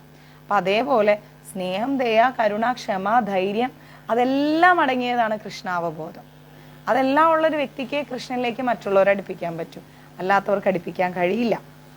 മനസ്സിലായില്ലേ? വൃക്ഷത്തിന്റെ ചുവട്ടിലൊഴിച്ച വെള്ളം, ഒരു ചെടിയുടെ ചുവട്ടിൽ നമ്മൾ കൊണ്ടുപോയി വെള്ളം ഒഴിച്ചാൽ ആ ചെടിയുടെ വേരിന് മാത്രമല്ല അത് കിട്ടുന്നത്, അതിൻ്റെ ഫലത്തിന് പോലും അത് കിട്ടുന്നുണ്ട്. അപ്പം അതേപോലെ നമ്മുടെ ജീവിതത്തിൽ നമ്മളൊരു എന്താ പറയുക, നമ്മുടെ ഉള്ളിൽ നമ്മളൊരു സ്നേഹം സൂക്ഷിച്ചാൽ, ഒരു കരുണ സൂക്ഷിച്ചാൽ, നമ്മുടെ ഉള്ളിൽ നമ്മുടെ മനസ്സിലൊരു ദയ സൂക്ഷിച്ചാൽ അത് നമുക്ക് ചുറ്റുള്ള എല്ലാവർക്കും കിട്ടും. മനസ്സിലായില്ലേ? എല്ലാവർക്കും അത് കിട്ടും. നമ്മളിൽ നിന്ന് സ്പ്രെഡ് ആവുന്ന എന്തായാലും അത് മറ്റുള്ളവർക്ക് ലഭിച്ചുകൊണ്ടേയിരിക്കും. അപ്പോൾ നമ്മളൊരു 10 പേര് ഒരുമിച്ചിരിക്കുകയാണ്, അതിൽ ഒരാൾ വിഷമിച്ചിരുന്നു കഴിഞ്ഞാൽ ബാക്കി 9 പേരും സൈലൻ്റ് ആവും. അവൻ ഭയങ്കര മൂഡ് ഓഫ് ആയിരിക്കണം, പിന്നെ നമ്മൾ മാത്രം ഇങ്ങനെ കിടന്ന് കളിച്ചിരിച്ച് ഇങ്ങനെ ഒരു മൈൻഡാവും. എന്നാൽ 10 പേര് ഇരിക്കുകയാണ്, അതിലേക്ക് ഒരാൾ കിടന്നിട്ട് ഭയങ്കര തമാശയും കളിയൊക്കെ പറഞ്ഞു കഴിഞ്ഞാൽ എന്താ പറയുക, എല്ലാവരും കൂടി ചിരി തുടങ്ങും. അതെ, നമ്മുടെ ക്ഷമയെ മുതലെടുക്കുന്ന ആൾക്കാരും ഉണ്ട്. പോട്ടെ, സാരില്ല, അവർ മുതലെടുത്തിട്ട് അവരെവിടം വരെ പോണിടത്തോളം പൊക്കോട്ടെ, ആ ലെവലിൽ അങ്ങ് വിട്ടുകൊടുക്കാം, നമ്മളൊന്നും പറയാൻ വേണ്ട. അപ്പോൾ നമ്മളെല്ലാവരും കൂടി ഇരിക്കുന്ന സമയത്ത് നമ്മൾ കളിച്ചും ചിരിച്ചും ഇരുന്ന് കഴിഞ്ഞാൽ ഒരു ആനന്ദമുണ്ട്, അതെല്ലാവരിലേക്കും സ്പ്രെഡ് ആവും അല്ലേ? നമ്മളെന്താ പറയുക, അവളുടെ അടുത്ത് പോയി ഇരുന്ന് കഴിഞ്ഞാൽ നമ്മുടെ സങ്കടങ്ങളും കൂടി നമ്മൾ മറന്നുപോകും, ആ ഒരു അരമണിക്കൂർ പോയതേ അറിഞ്ഞില്ല എന്നായിരിക്കും നമ്മൾ പറയാം. അപ്പം അങ്ങനെ ഒരു മാനസികാവസ്ഥയിലേക്ക് നമ്മൾ നമ്മുടെ ചുറ്റുപാടിനെ എത്തിക്കണമെങ്കിൽ ആദ്യം നമ്മൾ നമ്മളെ ചേഞ്ച് ചെയ്യണം. നമ്മൾക്ക് ദുഃഖങ്ങളുണ്ടാവും, സങ്കടങ്ങളുണ്ടാവും, പ്രയാസങ്ങളുണ്ടാവും, പല പല വിഷമങ്ങളുണ്ടാവും, ഒരുപാട് കാര്യങ്ങളുണ്ടാവും. പക്ഷെ അതെല്ലാം നമ്മൾ എന്ത് ചെയ്യണം? നമ്മൾ സ്വയം സഫർ ചെയ്യുക. ഭഗവാൻ നമ്മുടെ കൂടെയുണ്ട്, ഭഗവാൻ നമ്മളെ കൈയൊന്നും വിടൂല. അങ്ങനെ കൃഷ്ണൻ കാണാമറയത്തിരുന്നിട്ട് കൃഷ്ണനെ വിളിക്കുന്നവരെ കൃഷ്ണൻ ദുരിതത്തിലേക്കൊന്നും ആക്കില്ല. സമയമാകുമ്പോൾ ഇപ്പോൾ വിജി പ്രഭുവിൻ്റെ കാര്യത്തിൽ കിച്ചു എടുത്ത തീരുമാനം പോലെ നമ്മുടെ കാര്യത്തിലൊക്കെ ഭഗവാൻ തീരുമാനങ്ങൾ എടുക്കുന്നുണ്ട്. വിജി പ്രഭുവിന് 2 മാസം മുന്നേ ലീവ് കിട്ടിയിരുന്നെങ്കിൽ വിജി പ്രഭുവിൻ്റെ അച്ഛൻ്റെ മുഖം അവസാനമായിട്ട് അദ്ദേഹത്തിന് കാണാൻ പറ്റില്ല. അദ്ദേഹം ആഗ്രഹിച്ച സമയത്ത് ലീവ് കിട്ടിയിരുന്നെങ്കിൽ അദ്ദേഹം ആഗ്രഹിച്ച എന്താണ്? എൻ്റെ മക്കളെ കാണണം, മക്കളെ കാണണം, മക്കളെ കാണണം അല്ലേ? പക്ഷെ എന്താ ഉണ്ടായത്? ഭഗവാൻ എന്ത് ചിന്തിച്ചു? മക്കൾ സുരക്ഷിതമായി അവിടെയുണ്ട്, നിന്റെ അച്ഛൻ പോകാനുള്ള സമയമായി, നിന്റെ അച്ഛന് നിന്നെ കാണണം, നിനക്ക് നിന്റെ അച്ഛനെ അവസാനമായി കാണണം, നീ വെയിറ്റ് ചെയ്യുന്നു പറഞ്ഞു. അങ്ങനെ ജീവിതത്തിൽ ഒരിക്കലും മറക്കാനാവാത്ത ഒരു സാഹചര്യമാണ് വിജയ് പ്രഭുവിന് കിച്ചൂട്ടൻ നൽകിയത്. ആ ഒരു കിച്ചൂട്ടൻ ആ ഒരു ഇടപെടലുകൾ അവിടെ നടത്തിയില്ല എങ്കിൽ വിജയ് പ്രഭു മരണം വരെ ദുഃഖിച്ചേനെ. കാരണം ഒരേ ഒരു മകനാണ്. ഞാൻ ലീവ് കഴിഞ്ഞ് വന്നപ്പോൾ എൻ്റെ അച്ഛൻ മരിച്ചു, എൻ്റെ അച്ഛന് ഒന്നും ലാസ്റ്റ് നിമിഷം ചെയ്തു കൊടുക്കാൻ എനിക്ക് പറ്റിയില്ല എന്നൊരു ദുഃഖം കാലാകാലം വിജയ് പ്രഭുവിനെ അലട്ടിയേനെ. മനസ്സിലായില്ലേ? പക്ഷേ ഭഗവാൻ എന്ത് ചെയ്തു? സമയമായിക്കൊണ്ടിരിക്കുകയാണ്. വിജയും 4 or 5 പ്രാവശ്യം ലീവിന് അപ്ലൈ ചെയ്തു, കൊടുത്തില്ല ഭഗവാൻ. ഞാനും കിച്ചുവിനോട് ചോദിച്ചു, എന്താ കിച്ചു ഇങ്ങനെ, എത്ര ദിവസമായി അദ്ദേഹം മെസ്സേജ് അയക്കുന്നു, ലീവ് കൊടുക്കൂ. ലീവ് കൺഫേം ചെയ്തിട്ടും ക്യാൻസൽ ചെയ്ത് കളഞ്ഞിട്ടുണ്ട്. മനസ്സിലായില്ലേ? അപ്പൊ ഭഗവാന്റെ പ്ലാനിങ്സ് ആണ് നമ്മൾ ആലോചിക്കേണ്ടത്. അദ്ദേഹം എത്രമാത്രം പ്ലാനിങ്ങോടെയാണ് ഓരോ കാര്യങ്ങളും ചെയ്യുന്നത്. അപ്പം അതേപോലെ നിങ്ങളിൽ ഓരോരുത്തരിലും മഞ്ജരീസിലൂടെ ഭഗവാൻ പ്ലാനിങ് ചെയ്യുന്നുണ്ട്. കാരണം ഇന്നിപ്പോൾ രാവിലെ അമാവാസിയാണ്, ഇന്ന് വൈശാഖ മാസത്തിലെ അമാവാസിയാണ്, ശനി ജയന്തിയാണ്. രാവിലെ 6:30 എടുക്കാമെന്ന് കരുതിയിട്ട് ദിവ്യ മാതാജി ഉറങ്ങാതെ പാവം യാത്ര ചെയ്ത് പോയിട്ട് എനിക്ക് മെസ്സേജ് ഇട്ടിരിക്കുകയായിരുന്നു, മാതാജി ക്ലാസ് എടുക്കുന്നില്ലേ? ഞാൻ പറയും വെയിറ്റ് ചെയ്ത് ദിവ്യ, ഞാൻ കുറച്ച് പൂജയിലാണ്. കാരണം നിങ്ങളുടെ ദുഃഖങ്ങൾ, ദുരിതങ്ങൾ, വിഷമങ്ങൾ ഇതൊക്കെ കിച്ചുവിനോട് പറയേണ്ട ദിവസമാണ് അല്ല, പ്രത്യേകമായി പറയേണ്ട ദിവസമാണ്. അപ്പം അതൊക്കെ പറഞ്ഞു. അപ്പം ഭഗവാൻ പ്ലാനിങ്ങോട് കൂടിയാണ് നമ്മുടെ കാര്യങ്ങളിലൊക്കെ ഇടപെടുന്നത്. മനസ്സിലാവുന്നില്ലേ? അപ്പം ആ പ്ലാനിങ്സ് നമ്മൾ എന്ത് ചെയ്യണം? മനസ്സിലാക്കണം. എത്ര പ്രാർത്ഥിച്ചിട്ടും കിട്ടുന്നില്ല കിട്ടുന്നില്ല കിട്ടുന്നില്ല എന്നുള്ള പരാതി നമ്മൾ വെക്കരുത്. കൃഷ്ണാവബോധത്തോടെ പ്രവർത്തിക്കുന്ന ഒരാൾ എല്ലാവരെയും സേവിക്കും. അതുകൊണ്ട് അയാൾ എല്ലാവർക്കും പ്രിയപ്പെട്ട വ്യക്തിയായിരിക്കും. കൃഷ്ണാവബോധത്തോടെ അല്ല പ്രവർത്തിക്കുന്നതെങ്കിൽ സ്വന്തം കാര്യം സിന്ദാബാദ്, അതായിരിക്കും അവരുടെ ആറ്റിറ്റ്യൂഡ്. പക്ഷേ കൃഷ്ണാവബോധത്തിലുള്ള ഒരാളാണെങ്കിൽ എല്ലാവർക്കും സഹായം ചെയ്യും. തൻ്റെ പ്രവൃത്തികൾ ഏവരെയും തൃപ്തിപ്പെടുത്തുന്നതിനാൽ അയാൾ നിർമ്മല പ്രജ്ഞനാണ്. അപ്പം നമ്മളൊരു കാര്യം ചെയ്യുമ്പോൾ അത് മറ്റുള്ളവർക്ക് സന്തോഷം നൽകുന്ന കാര്യമായിരിക്കണം. അവർക്ക് വിഷമം ഉണ്ടാക്കുന്ന, ദേഷ്യം ഉണ്ടാക്കുന്ന കാര്യങ്ങൾ ചെയ്യരുത്. മനസ്സിലായില്ലേ? ഒരാളെയും നമ്മൾ അവോയ്ഡ് ചെയ്യരുത്. നമ്മളെ വേദനിപ്പിച്ചവരെ പോലും നമ്മൾ ഒഴിവാക്കരുത്. നമ്മളെ ഒറ്റപ്പെടുത്തിയവരെ പോലും നമ്മൾ പ്രതികാരം ചെയ്യരുത്. നമ്മളെ വേദനിപ്പിച്ച് ദുഃഖിപ്പിച്ച് ഒറ്റപ്പെടുത്തിയവരെ പോലും നമ്മൾ എന്ത് ചെയ്യരുത്? അപമാനിക്കരുത്. ചേർത്ത് പിടിക്കാനേ നമുക്ക് പാടൂ. നമുക്ക് ആ ഒരു വികാരം മാത്രമേ ഉള്ളൂ, ചേർത്ത് പിടിക്കുക. ഞാൻ എന്നും പറയാറുണ്ട്, മഞ്ജരീസിന് ഒരു വാതിലേ ഉള്ളൂ. മഞ്ജരീസിൽ വന്നു കഴിഞ്ഞാൽ മഞ്ജരീസ് കുടുംബമായി. അതിൽ നിന്ന് പോകുന്നവർ പോയിക്കോട്ടെ, നമുക്കൊന്നും ചെയ്യാൻ പറ്റില്ല. മനസ്സിലായില്ലേ? പക്ഷേ ചേർത്ത് പിടിക്കാനേ മഞ്ജരീസിനറിയും, ഒഴിവാക്കാൻ മഞ്ജരീസിന് അറിയില്ല. അവബോധം ശുദ്ധമാകിയാൽ മനസ്സും പൂർണ്ണമായി നിയന്ത്രിതമാണ്. നമ്മുടെ മനസ്സ് നിയന്ത്രിക്കപ്പെടണമെങ്കിൽ ആദ്യം നമ്മുടെ ചിന്ത നമ്മുടെ കൺട്രോളിൽ ഉണ്ടാവും. ഇന്ന് രാവിലെ മഞ്ജരീസിൽ ഞാനൊരു കോട്ട്സ് ഇട്ടിട്ടുണ്ട്. ജ്ഞാനമഞ്ജരിയെക്കുറിച്ച് നിങ്ങൾക്ക് എല്ലാവർക്കും അറിയാലോ അല്ലേ? നമ്മുടെ പുതിയ പങ്ക്തിയാണ് ജ്ഞാനമഞ്ജരി. പല പല അറിവുകളാണ് ജ്ഞാനമഞ്ജരിയിലൂടെ നിങ്ങൾക്ക് നൽകുന്നത്.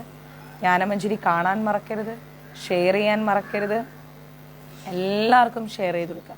നിങ്ങൾക്ക് ഷെയർ ചെയ്യാൻ പാകത്തിലുള്ള വീഡിയോ ആക്കിയിട്ടാണ് നമ്മുടെ അഡ്മിൻസ് അത് ഗ്രൂപ്പിൽ പോസ്റ്റ് ചെയ്യുന്നത്. വളരെ സൂക്ഷ്മമായി പരിശോധിച്ച അറിവുകളാണ് നിങ്ങളുടെ മുന്നിലേക്ക് നൽകുന്നത്. ഇനി ജ്ഞാനമഞ്ജരിയിലേക്ക് വരാൻ പോകുന്നത് ഇപ്പൊ വേണ്ട.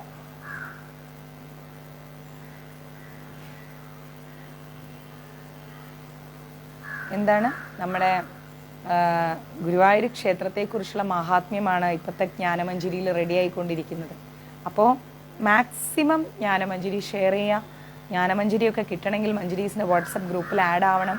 9342494941 എന്ന നമ്പറിലേക്കാണ് ആഡ് ആവേണ്ടത്. വാട്സപ്പ് മെസ്സേജ് അയക്കേണ്ടത്. ഒരുപാട് വ്യത്യസ്തമായിരിക്കുന്ന അറിവുകളാണ് മഞ്ജരിയിലൂടെ, ജ്ഞാനമഞ്ജരിയിലൂടെ നിങ്ങളെ കാത്തിരിക്കുന്നത്. ഓക്കെ. അവബോധം ശുദ്ധമായാൽ മനസ്സും പൂർണ്ണമായി നിയന്ത്രിക്കപ്പെടും. നമ്മുടെ ചിന്തകൾ നിയന്ത്രിച്ചാൽ നമ്മുടെ മനസ്സും നിയന്ത്രിക്കും. മനസ്സും നിയന്ത്രിതമാവും. എല്ലാ ദിവസവും രാവിലെ നിങ്ങൾക്ക് ഞാനൊരു കോട്ട്സ് തരുന്നുണ്ട്. ഇന്നത്തെ കോട്ട്സ് ഒരുപാട് പേർക്ക് ഇഷ്ടപ്പെട്ടു എന്ന് എനിക്ക് തോന്നുന്നു. കാരണം ആ കോട്ട്സിൽ പ്രത്യേകം പറഞ്ഞിരിക്കുന്നത് നമ്മുടെ നാവല്ല പ്രശ്നം, നമ്മുടെ മനസ്സും ചിന്തയുമാണ് അല്ലേ? നമ്മൾ എന്തോരം വികാരങ്ങളെ അടക്കി വെച്ചാലും നമ്മൾക്ക് ഇഷ്ടമല്ലാത്തൊരു കാര്യം വന്നാൽ നമ്മൾ റിയാക്ട് ചെയ്തു പോകും. ആലോചിച്ച് നോക്കിക്കേ, എങ്ങനെയെങ്കിലുമൊക്കെ നമ്മൾ റിയാക്ട് ചെയ്തു പോകും. നമ്മളറിയാതെ നമ്മൾ റിയാക്ട് ചെയ്തു പോകും. അപ്പം അങ്ങനെയുള്ള റിയാക്ഷൻസാണ് നമ്മൾ ഒഴിവാക്കേണ്ടത്. നമ്മൾ മാക്സിമം എന്താ പറയുക, ഗംഗാ വിപിൻ മാതാജി ഹൃദയം നിറഞ്ഞ പിറന്നാളാശംസകൾ. എനിക്ക് ശരിക്കും പേരറിയില്ല, ഗംഗ എന്നാണെന്ന് തോന്നുന്നു അല്ലേ? മഞ്ജരീസിൻ്റെ 1000 ഹൃദയം നിറഞ്ഞ പിറന്നാളാശംസകൾ. അപ്പം നമ്മുടെ വികാരങ്ങളെ നിയന്ത്രിക്കണമെങ്കിൽ നമ്മൾ ആദ്യം നമ്മുടെ ചിന്തകളെ നിയന്ത്രിക്കണം. ചിന്തകളെ നിയന്ത്രിച്ചു കഴിഞ്ഞാൽ ഓട്ടോമാറ്റിക്കലി നമ്മുടെ മനസ്സ് നിയന്ത്രിതമാവും, നമ്മുടെ നാവ് നിയന്ത്രിതമാവും. ക്ഷമിച്ച് ഭൂമിയോളം ക്ഷമിച്ചിട്ട് ചിലപ്പോൾ പൊട്ടിത്തെറിച്ചു പോവും. അവിടെയും നമ്മളെ നിയന്ത്രിക്കാൻ പഠിച്ചാൽ മതി. കൃഷ്ണനോട് സ്നേഹം ഉണ്ടെങ്കിൽ, നമുക്ക് വേണ്ടി കൃഷ്ണൻ സംസാരിക്കും, കൃഷ്ണൻ പ്രതികരിക്കുമെന്ന് ഉറപ്പുണ്ടെങ്കിൽ നമ്മൾ പ്രതികരിക്കേണ്ട. കുടുംബങ്ങളിലെ കാര്യമാണ് കേട്ടോ പറയുന്നത്. കുടുംബങ്ങളിൽ നമ്മൾ പ്രതികരിക്കേണ്ട, അത് വേണ്ട. മഞ്ജരീസിലുള്ള ആരും കുടുംബങ്ങളിൽ പ്രതികരിക്കേണ്ട. കൃഷ്ണനോട് കിച്ചുവിനോട് സ്നേഹം ഉണ്ടെങ്കിൽ, എന്നെ ഒരല്പമെങ്കിലും നിങ്ങൾ ഇഷ്ടപ്പെടുന്നുണ്ടെങ്കിൽ കുടുംബങ്ങളിലൊന്നും വഴക്കിടരുത്, സൈലൻ്റ് ആയിരിക്കും. നമ്മളെ കൊണ്ട് ആർക്കും ഒരു ദ്രോഹവും വേണ്ട, നമ്മളെ ആരും ശപിക്കണ്ട, നമ്മളെ ആരും വെറുക്കണ്ട. മനസ്സിലായില്ലേ? ഗംഗ അല്ലേ? ഗംഗാ മാതാജി ആയുരാരോഗ്യ സൗഭാഗ്യങ്ങളും ഉണ്ടാവട്ടെ. നമ്മൾ ഇങ്ങനെ അങ്ങ് സ്മൂത്തായി ജീവിച്ച് പോയാൽ മതി. ചിരിച്ചുകൊണ്ട് സംസാരിക്കാൻ പഠിക്കുക എപ്പോഴും. മുതിർന്നവരോടും നമ്മുടെ കുട്ടികളോടും ഒക്കെ നോക്കാം മാതാജി, മാതാജി നോക്കാം. മാക്സിമം നമ്മൾ എന്ത് ചെയ്യാം, സൈലൻ്റായിട്ട് പോകും.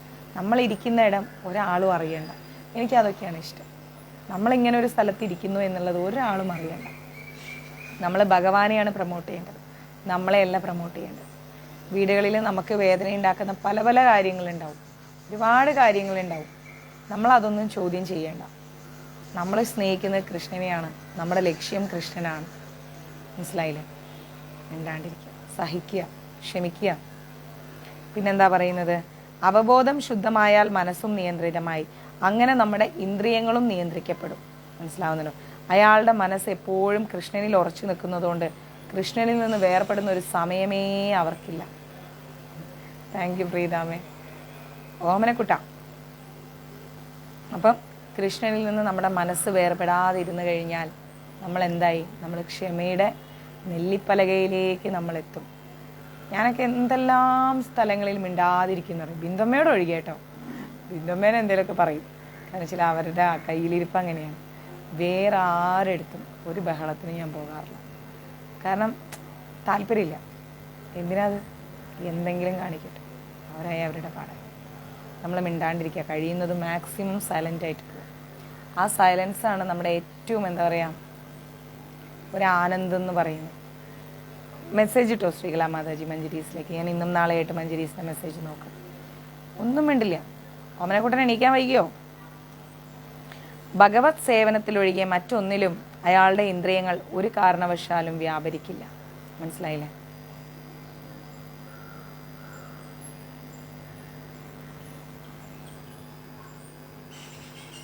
Shiva fourth gate.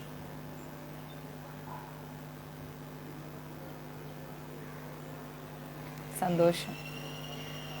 അങ്ങേക്ക് നന്മയുണ്ടാവട്ടെ. എല്ലാ അനുഗ്രഹങ്ങളും കിച്ചൂട്ടൻ നൽകട്ടെ. അപ്പോൾ നമ്മുടെ മനസ്സെപ്പോഴും കൃഷ്ണനിലേക്ക് ഉറച്ചു നിർത്താനാണ് നമ്മൾ ശ്രമിക്കുന്നത്, അല്ലേ? അൾട്ടിമേറ്റ് നമ്മുടെ ലക്ഷ്യം കൃഷ്ണനാണ്. കൃഷ്ണനെ ലക്ഷ്യം വെച്ച് പോകുന്ന നമ്മൾ മറ്റുള്ള കാര്യങ്ങളിൽ എന്തിന് റിയാക്ട് ചെയ്യണം? ചെയ്യണ്ട, സൈലൻ്റ് ആവും. അങ്ങനെ നമുക്ക് സഹിക്കാൻ പറ്റാത്ത വിഷമങ്ങളൊക്കെ ഉണ്ടാവും കേട്ടോ ജീവിതത്തിൽ. കൃഷ്ണനോട് അടുക്കുമ്പോൾ ഉറപ്പായിട്ടും ദുഃഖങ്ങൾ വരും, സങ്കടങ്ങൾ വരും കേട്ടോ. അതെങ്ങനെയാണെന്നറിയോ? കൃഷ്ണൻ നമ്മളെ എല്ലാ സന്തോഷങ്ങളിൽ നിന്നും എന്താ പറയുക പുറത്തേക്ക് കൊണ്ടുവരും. എല്ലാ സന്തോഷങ്ങളിൽ നിന്നും പുറത്തു കൊണ്ടുവരും. നമ്മൾ സ്നേഹത്തോടെ ഹൃദയത്തോടെ കൂടി ചേർത്ത് പിടിക്കുന്ന ചില ആൾക്കാരുണ്ടാവും.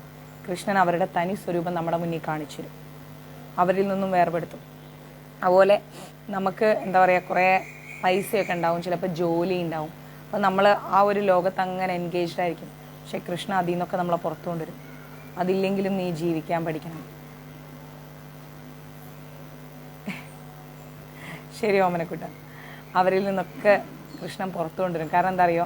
നമുക്ക് ഏറ്റവും ഇമ്പോർട്ടൻ്റ് അവരാണെന്ന് നമ്മൾ മനസ്സിലങ്ങ് ധരിക്കും. എല്ലാം നമ്മൾ പറയും, നമ്മളെല്ലാം ചോദിക്കും. അപ്പോൾ നമ്മൾ എന്ത് ചെയ്യാം? നമ്മൾ നമ്മുടെ ആ ഒരു എന്താ പറയുക അങ്ങനെ അങ്ങനെ അങ്ങനെ അങ്ങനെ അങ്ങനെ നമ്മളിങ്ങനെ ഓരോ കാര്യത്തിൽ എൻഗേജ്ഡ് ആവും. അപ്പോൾ നമ്മൾ എന്ത് ചെയ്യും? അതിൽ തന്നെ അങ്ങ് ലോക്കായിപ്പോവും. അപ്പോൾ കൃഷ്ണൻ നമ്മൾ അതിൽ നിന്നൊക്കെ പുറത്തു കൊണ്ടുവരും. ചിലപ്പം ചില ആൾക്കാർ നമ്മളോട് കാണിക്കുന്ന സ്നേഹത്തിന് അതിരില്ലാത്ത സ്നേഹം കാണിക്കും. നമ്മൾ 1 2 പ്രാവശ്യം കണ്ട ആൾക്കാരായിരിക്കും, ചിലപ്പോൾ കാണാത്ത ആൾക്കാരായിരിക്കും. പക്ഷെ കൃഷ്ണൻ നമ്മളെ പഠിപ്പിക്കും, അതൊന്നും അല്ല വാസ്തവം, ഇതൊന്നല്ല വാസ്തവം ദിവ്യ എന്ന് നമ്മളെ പഠിപ്പിക്കും. അപ്പോൾ നമ്മൾ മനസ്സിലാക്കണം, കൃഷ്ണനിലേക്ക് അടുക്കും തോറും കൃഷ്ണൻ നമുക്ക് നഷ്ടത്തിൻ്റെ ഒരു കൂമ്പാരം തന്നെ തരും.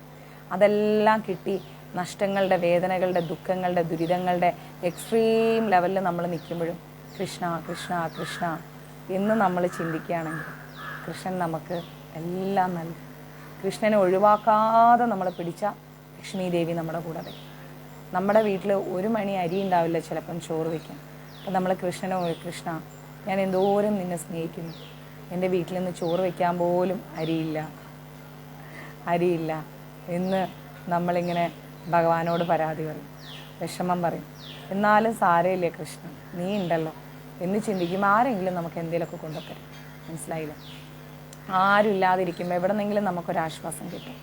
അങ്ങനെ കൃഷ്ണനുമായിട്ടൊരു ആത്മബന്ധം വെച്ച് പോകുമ്പോൾ ലക്ഷ്മി ദേവിക്കും തോന്നും, എന്തെല്ലാം ദുരിതങ്ങളുണ്ടായിട്ടും കൃഷ്ണനെ ഒഴിവാക്കുന്നില്ലല്ലോ എന്ന് ചിന്തിച്ചു കഴിഞ്ഞാൽ ലക്ഷ്മി ദേവി നമ്മുടെ കൂടെ വരും. മനസ്സിലായില്ല? അപ്പോൾ കൃഷ്ണനെക്കുറിച്ചുള്ളതല്ലാത്ത സംഭാഷണങ്ങൾ കേൾക്കുന്നത് ഒരിക്കലും കൃഷ്ണനെ സ്നേഹിക്കുന്ന ഒരാൾക്ക് ഇഷ്ടമല്ല. കൃഷ്ണനെ അത്രത്തോളം ഹൃദയത്തിൽ വെച്ച ഒരു വ്യക്തിക്ക് കൃഷ്ണനെക്കുറിച്ചുള്ള കാര്യങ്ങൾ കേൾക്കാനാണ് ഇഷ്ടം. വേറെ ടോക്സ് ഇഷ്ടമല്ല. അവർ വേറെ ടോക്സിനെ കുറിച്ച് ചിന്തിക്കില്ലേ ഇല്ല. വേറെ എന്തെങ്കിലും പറയാൻ വരുമ്പോഴത്തേ അവരവിടെ നിന്ന് എഴുന്നേറ്റ് മാറും, അല്ലേ? അത് നമുക്ക് വേണ്ട. നമുക്ക് മറ്റ് വിശേഷങ്ങളൊന്നും കേൾക്കാൻ താല്പര്യമില്ല. നമുക്ക് ഭഗവാനെക്കുറിച്ച് കേട്ടാൽ മതി, ഭഗവാനെക്കുറിച്ച് പറഞ്ഞാൽ മതി. അതാണ് ആനന്ദം, അതാണ് സന്തോഷം. നമ്മുടെ ലക്ഷ്യവും നമ്മുടെ അധ്യായവും നമ്മുടെ കൂടെ നിൽക്കുന്ന വ്യക്തിയും കൃഷ്ണനാണ്. ഒന്നുറപ്പിച്ചു വെച്ചോ മനസ്സിൽ, ഒരാളും ഉണ്ടാവില്ല, കൃഷ്ണൻ മാത്രമേ ഉണ്ടാവും. എല്ലാവരും നമ്മളെ വിട്ടിട്ട് പോകും. വാസുദേവ കൃഷ്ണൻ സത്യം, എല്ലാവരും വിട്ടിട്ട് പോകും. നമ്മളെ പ്രിയപ്പെട്ടവരെന്ന് കരുതുന്ന എല്ലാവരും വിട്ടിട്ട് പോകും. നിസാരം ഒരു തെറ്റ് നമ്മുടെ ഭാഗത്ത് വന്നാൽ അത് പൊറുക്കാൻ കഴിയാത്ത വ്യക്തികളെല്ലാം നമ്മളെ വിട്ടിട്ട് പോകും. പക്ഷെ കൃഷ്ണൻ നമ്മളെ വിട്ടിട്ട് പോകില്ല. നമ്മുടെ നേരെ വിരൽ ചൂണ്ടാൻ നമ്മുടെ പ്രിയപ്പെട്ടവർക്കേ കഴിയും. പക്ഷെ കൃഷ്ണൻ വിരൽ ചൂണ്ടില്ല. മനസ്സിലായില്ലേ? കൃഷ്ണൻ നമ്മളെ ചേർത്ത് പിടിക്കും. ഓക്കെ മാതാജി. അപ്പോൾ കൃഷ്ണനെയാണ് നമ്മളെപ്പോഴും സ്നേഹിക്കേണ്ടത്. കൃഷ്ണനോട് കൂടിയാണ് നമ്മൾ ഇരിക്കേണ്ടത്. ഓക്കെ. കൃഷ്ണൻ്റെ പ്രസാദമല്ലാതെ എന്തെങ്കിലും ഭക്ഷണം കഴിക്കാൻ പോലും കൃഷ്ണൻ എന്ന് പറയുന്ന ആ ഒരു സത്യത്തെ ഉൾക്കൊണ്ട ഒരാൾക്ക് സാധിക്കില്ല. നമുക്ക് കൃഷ്ണനെ ഇഷ്ടമാണ്, പക്ഷെ നമുക്ക് പ്രസാദം പലപ്പോഴും ലഭിക്കില്ല. നമ്മുടെ ജീവിത സാഹചര്യം അങ്ങനെയാണ്. റിയാലിറ്റി നമ്മൾ മനസ്സിലാക്കണമല്ലോ. കാരണം നമ്മളൊക്കെ വീടുകളിലാണെങ്കിൽ ഭഗവാനെ നമുക്ക് നേദ്യം വെക്കാം, കഴിക്കാം, ഒക്കെ ചെയ്യാം. പക്ഷേ എന്ത് ചെയ്യാൻ പറ്റും? നമ്മുടെ ഈ ഒരു യാത്ര അങ്ങനെ ആയതുകൊണ്ട് ചിലപ്പോൾ പ്രസാദം അല്ലാതെ നമുക്കൊന്നും കിട്ടില്ല. അപ്പോൾ നമ്മൾ എന്ത് ചെയ്യാന്നറിയോ? കഴിക്കാനിരിക്കുന്നതിന് മുമ്പ് ഭക്ഷണം നമ്മുടെ മുമ്പിൽ എത്തുമ്പോൾ ശ്രീ വിഷ്ണു ശ്രീ വിഷ്ണു ശ്രീ വിഷ്ണു ശ്രീ വിഷ്ണു ശ്രീ വിഷ്ണു ശ്രീ വിഷ്ണു ശ്രീ വിഷ്ണു എന്നിങ്ങനെ ഒരു 3 മുതൽ 9 പ്രാവശ്യം നമ്മൾ ജപിക്കുക. അപ്പോൾ അങ്ങനെ ജപിച്ചു കഴിഞ്ഞാൽ അത് പ്രസാദമായി മാറി. മനസ്സിലായില്ലേ? സാരല്ലേ ആശാ മാതാജി, ഭഗവാൻ ഉടനെ കേൾക്കും. അപ്പം നമ്മൾ അങ്ങനെ ജപിച്ചു കഴിഞ്ഞാൽ, ആ പ്രസാദം വെച്ച് നമ്മൾ ജപിച്ചു കഴിഞ്ഞാൽ എന്തായി? അത് മഹാപ്രസാദമായി മാറി. ആ മഹാപ്രസാദം കഴിക്കുക. അങ്ങനെ നമ്മൾ എവിടെ എന്താ പറയുക, നോക്കാം സുജിത്ത്, എവിടെ നമ്മൾ പോയാൽ എന്ത് കഴിക്കുമ്പോഴും നമ്മൾ മനസ്സാലെ ശ്രീ വിഷ്ണു ശ്രീ വിഷ്ണു ശ്രീ വിഷ്ണു എന്ന് ജപിച്ചു കഴിഞ്ഞാൽ അത് പ്രസാദമായി. യാത്രയിലാണെങ്കിലും എവിടെയാണെങ്കിലും അപ്പോൾ നമ്മൾ കഴിക്കുന്നത് എന്തും എപ്പോഴും എന്താണ്? പ്രസാദമായി മാറും. ആ മഹാപ്രസാദം കഴിക്കുമ്പോൾ ഭഗവാൻ നമുക്ക് സാത്വിക ഗുണമനോഭാവം ഇങ്ങനെ വളർത്തിക്കൊണ്ടേയിരിക്കും. കൃഷ്ണനുമായി ബന്ധമില്ലാത്ത സ്ഥലങ്ങളിൽ പോവാൻ അയാൾക്ക് താല്പര്യം ഉണ്ടാവില്ല. അതൊരു വാസ്തവമാണ് കേട്ടോ. സത്യത്തിൽ ഞാനൊക്കെ ആദ്യം എറണാകുളത്തൊക്കെ ഉണ്ടാവുന്ന സമയത്ത് ഞങ്ങൾ ഫ്രണ്ട്സായിട്ട് എന്താ പറയുക, രാവിലത്തെ ഷോ, ഉച്ചക്കലത്തെ ഷോ, വൈകുന്നേരത്തെ ഷോ, ഇങ്ങനെ ഒരു ദിവസം 3-4 സിനിമ കണ്ട ദിവസങ്ങളൊക്കെ ഉണ്ട്. അപ്പോൾ അതൊരു ആനന്ദമായിരുന്നു. പക്ഷേ ഇപ്പോൾ കുറേ നാളുകളായിട്ട് ദിവ്യ മാതാജി ഇവിടെ വന്ന് നിന്നല്ലോ, ദിവ്യയ്ക്കറിയാം, എനിക്ക് വേറെ എവിടെയും പോകുന്നത് ഇഷ്ടമല്ല. പോയേയില്ല. ഈ വീട്ടിൽ നിന്ന് 4 ചുമരിൽ കിടന്ന് ഇങ്ങനെ തിരിഞ്ഞു കളിക്കും, അല്ലെങ്കിൽ ഈ വീടിൻ്റെ ടെറസിൽ പോയിരിക്കും. അവിടെ പോയിരുന്ന് കുറച്ച് എന്തെങ്കിലുമൊക്കെ എന്താ പറയുക, ഈ നാസയുടെ വീഡിയോസ് അത് ഇത് അതൊക്കെ കാണും. കൃഷ്ണനുമായി ബന്ധപ്പെട്ട കാര്യങ്ങൾക്ക് പോകാൻ ഭയങ്കര ഇഷ്ടമാണ്. അതർവൈസ് വേറെ എവിടെ പോകുന്നതും എനിക്കിഷ്ടമല്ല. എങ്ങനെ പോകും എന്നുള്ള എന്താ പറയുക, ഇപ്പം ദിവ്യമാതാജിയുടെ മക്കളുള്ളത് കൊണ്ട് അവർക്ക് ബീച്ച് പോകണമെന്ന് പറഞ്ഞുകൊണ്ടാണ് അവരെയും കൊണ്ട് പോയത്. എന്നാലും വട്ടുപിടിക്കും പോയി കഴിഞ്ഞാൽ. നമുക്കതൊരു എൻജോയ് ചെയ്യാൻ കഴിയില്ല. അതേസമയം തിരുപ്പതി ബാലാജിയുടെ ഒരു ക്ഷേത്രം ഉണ്ടായിരുന്നു ഇവിടെ, ഞങ്ങൾ പോയി. ഇന്ന് രാവിലെ കേരളത്തിലെത്തി. തിരുപ്പതി ബാലാജിയുടെ ഒരു ക്ഷേത്രം ഉണ്ടായിരുന്നു. എന്തൊരു ആനന്ദമായിരുന്നു എന്നറിയാം. അവിടെ പോയപ്പോൾ ഭയങ്കര രസമായിരുന്നു. നമുക്ക് അങ്ങിരിക്കാൻ തോന്നും, സ്വസ്ഥമായിട്ടിരിക്കാൻ തോന്നും. അതൊരു വല്ലാത്തൊരു ഫീലാണ്, ഭയങ്കര ഒരു ഫീലാണ്. അതേസമയം മറ്റെവിടെയെങ്കിലും പോകാമെന്ന് പറയും, ചെന്നൈയിൽ പോകാൻ ഒരുപാട് സ്ഥലങ്ങളുണ്ട്. പോകുന്ന നമുക്കൊരു ഇഷ്ടം തോന്നില്ല, ഒരു ആനന്ദം തോന്നില്ല നമുക്ക്. അങ്ങനെയാണ് കൃഷ്ണനുമായി നമ്മൾ അടുത്ത് കഴിഞ്ഞാൽ നമുക്ക് മറ്റുള്ള ഒരു കാര്യത്തിലും സന്തോഷം കണ്ടെത്താൻ കഴിയില്ല, ഒരിക്കലും കഴിയില്ല. നമുക്ക് ഒരു TV പോലും നമുക്ക് കാണണം എന്നുള്ളൊരു മൈൻഡ് നമുക്ക് വരില്ല. അതിലൊന്നും നമുക്കൊരു ഇഷ്ടം തോന്നില്ല, ഒരു അകൽച്ച തോന്നും. നമ്മൾ വേറെന്തോ ഒരു ലോകത്തിരിക്കുന്ന പോലെ ഫീൽ ചെയ്യും. ഭഗവാന്റെ പുസ്തകം വായിക്കുക, ഭഗവാന്റെ കാര്യങ്ങൾ പറയാം, ഭഗവാനുമായി ബന്ധപ്പെട്ടെടുത്ത് പോവുക, അതിലൊക്കെ ഒരു ആനന്ദമുണ്ട്. മറ്റുള്ള ഒന്നും നമുക്കൊരു ലഹരി തരില്ല. മനസ്സിലായില്ലേ? അതാണ് കൃഷ്ണാവബോധത്തിൻ്റെ പ്രവർത്തനം. അതാണ് അതിൻ്റെ റീസൺ എന്ന് പറയുന്നത്. അതുകൊണ്ട് നമ്മുടെ ഇന്ദ്രിയങ്ങളെല്ലാം നിയന്ത്രിതമാണ്. അപ്പം നമുക്കൊരു രുചികരമായ ഭക്ഷണം കഴിക്കണം എന്ന് തോന്നി ചിലപ്പോൾ നമ്മൾ അവിടെയും ഇവിടെയൊക്കെ പോയി ഫുഡ് കഴിക്കും. അതൊക്കെ സ്റ്റോപ്പാവും. കൃഷ്ണനുമായി അടുത്ത് കഴിഞ്ഞാൽ നമുക്ക് പിന്നെ കൃഷ്ണനുമായി അടുത്ത് കഴിഞ്ഞാൽ പിന്നെ നമുക്ക് അത് കഴിക്കണം, ഇത് കഴിക്കണം, അവിടെ പോകണം, ഇവിടെ പോകണം, അങ്ങനെയൊന്നും തോന്നില്ല. നമുക്കൊരു സൈലൻസിലേക്ക് പോകും നമ്മൾ. ആ സൈലൻസ് എന്ന് പറയുന്നത് നമ്മുടെ ഭക്തിയാണ്, നമ്മുടെ ഉള്ളിൽ ഉടലെടുക്കുന്ന ഭക്തിയാണ്. നമ്മളറിയാതെ നമ്മുടെ ഉള്ളിൽ ആ ഭക്തി വരും. നമ്മൾ റിയാക്ഷൻസൊക്കെ കുറയും. ആരെങ്കിലും എന്തെങ്കിലും പറഞ്ഞാൽ മിണ്ടാണ്ട്, നമ്മൾ എന്തെങ്കിലും ആയിക്കോട്ടെ എന്ന് ഓർത്തിട്ട് നമ്മൾ മിണ്ടാതെ ക്ഷമയോടെ ഇരിക്കും. ആ മൈൻഡിലേക്ക് നമ്മൾ മാറും. പിന്നെന്താ പറയുന്നത്, അപ്പോൾ ഇന്ദ്രിയ ദമനം സാധിച്ച മനുഷ്യൻ ഒരാളോട് ഒരു തെറ്റും ചെയ്യില്ല. ഇന്ദ്രിയങ്ങളെ നിയന്ത്രിക്കാൻ സാധിച്ചു കഴിഞ്ഞാൽ ആ വ്യക്തി ഒരാളോട് ഒരു തെറ്റും ചെയ്യില്ല, ഒരിക്കലും ചെയ്യില്ല. അറിയാതെ ചെയ്തു പോയാൽ അതിൽ പശ്ചാത്തപിച്ച് അത് കറക്റ്റ് ചെയ്യും. അല്ലാണ്ട് അറിഞ്ഞുകൊണ്ട് ഒരു തെറ്റും ഇന്ദ്രിയങ്ങളെ നിയന്ത്രിക്കാൻ പഠിച്ചൊരു വ്യക്തി ചെയ്യില്ല. എന്നാൽ അർജുനൻ യുദ്ധത്തിൽ അപരാധം ചെയ്തില്ലേ, അർജുനന് കൃഷ്ണാവബോധം ഉണ്ടായില്ലേ എന്ന് ചിലപ്പോൾ ആരെങ്കിലുമൊക്കെ ചോദിക്കും. അപ്പോൾ മാതാജി അർജുനൻ തെറ്റ് ചെയ്തില്ലേ യുദ്ധത്തിൽ? അപ്പം അർജുനന് കൃഷ്ണാവബോധം ഇല്ലേ എന്ന കാര്യമൊക്കെ ചോദിച്ചേക്കാം. അർജുനൻ ഉപരിപ്ലവമായി മാത്രമേ അപരാധം ചെയ്തിട്ടുള്ളൂ. അതായത് ഭഗവാന്റെ തീരുമാനപ്രകാരമാണ് അർജുനൻ പോയത്. ആദ്യം അർജുനൻ സ്വന്തം തീരുമാനത്തിലേക്ക് വന്നു, അവിടെ ഗീത ആരംഭിച്ചു. പിന്നെ ഭഗവാൻ പറഞ്ഞതിനനുസരിച്ചാണ് അർജുനൻ ചെയ്തിരിക്കുന്നത്, അല്ലെ? രണ്ടാമത്തെ അധ്യായത്തിൽ പറഞ്ഞതുപോലെ ആത്മാവ് വധ്യനല്ലെന്നിരിക്കെ ഭൂമിയിൽ സമ്മേളിച്ച ആർക്കും വ്യക്തിത്വം നഷ്ടപ്പെടില്ല. നമ്മൾ ആത്മാവിനെ നമ്മൾ മനസ്സിലാക്കി കഴിഞ്ഞാൽ പിന്നെ ഈ ഭൂമിയിൽ വന്നിരിക്കുന്ന ആർക്കും ഒരു വ്യക്തിത്വം നഷ്ടപ്പെടില്ല. ആത്മാവിനെ തിരിച്ചറിയാതെ ജീവിക്കുമ്പോഴാണ് വ്യക്തിത്വം നഷ്ടപ്പെടുന്നത്. മനസ്സിലായില്ലേ? ആത്മാവിനെ തിരിച്ചറിയാൻ പറ്റിയില്ലെങ്കിൽ ആ വ്യക്തിയുടെ വ്യക്തിത്വം നഷ്ടപ്പെടും. ആത്മാവിനെ നമ്മൾ മനസ്സിലാക്കി കഴിഞ്ഞാൽ പിന്നെ ആ വ്യക്തിത്വം പോവില്ല. കാരണം എന്താ? നമ്മുടെ ശരീരത്തിൽ നമ്മൾ കൂടുതൽ കോൺസെൻട്രേഷൻ കൊടുക്കില്ല. ഓക്കെ, നമ്മളങ്ങനെ ജീവിച്ചു പോകുന്നു. നമ്മൾ ആത്മാവാണ് എന്ന നല്ല ബോധം നമ്മൾക്കുള്ളിൽ ഉണ്ടായിക്കഴിഞ്ഞാൽ പിന്നെ നമുക്ക് വീണ്ടും വീണ്ടും ഓരോ കാര്യങ്ങളിലേക്ക് പോകാൻ നമുക്ക് തോന്നൂല. നമ്മൾ സൈലൻ്റായി പോകും. ആധ്യാത്മിക ദൃഷ്ടിയ കുരുക്ഷേത്രത്തിൽ ആരും കൊല്ലപ്പെട്ടിട്ടില്ല. അതായത് ആധ്യാത്മികപരമായി നോക്കുകയാണെങ്കിൽ കുരുക്ഷേത്രത്തിൽ ഒരാളും മരിച്ചിട്ടില്ല. കാരണം എന്താ? ശരീരമാണ് നഷ്ടപ്പെട്ടത്. ആത്മാക്കളെല്ലാം വീണ്ടും ജനിച്ചു. ഇന്നലെ ഉണ്ടായി, ഇന്നും ഉണ്ട്, നാളെയുണ്ട്. അപ്പം ആത്മാവൊന്നും മരിച്ചിട്ടില്ല. ശരീരം പോവും, അത് പോട്ടെ, കാരണം അത് നശ്വരമാണ്. അനശ്വരമായ ഒന്ന് നഷ്ടപ്പെട്ടോ എന്ന് നോക്കിയാൽ മതി.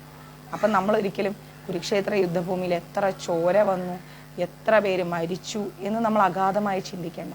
ആത്മീയമായി ചിന്തിച്ചു കഴിഞ്ഞാൽ കുരുക്ഷേത്ര യുദ്ധഭൂമിയിൽ മരണം സംഭവിച്ചിട്ടില്ല. അവിടെ സന്നിഹിതനായിരുന്ന കൃഷ്ണന്റെ ആജ്ഞ അനുസരിച്ച് അവരുടെ ഉടുപ്പുകൾ മാറുകയാണ് ഉണ്ടായിരുന്നത്. സത്യമല്ലേ? അവിടെ വന്നിരിക്കുന്ന ആൾക്കാർ, കുറേ ആൾക്കാർ അവിടെ കുരുക്ഷേത്ര യുദ്ധഭൂമിയിൽ വന്നു. അപ്പം കൃഷ്ണൻ അവിടെ ഉണ്ടായിരുന്നു.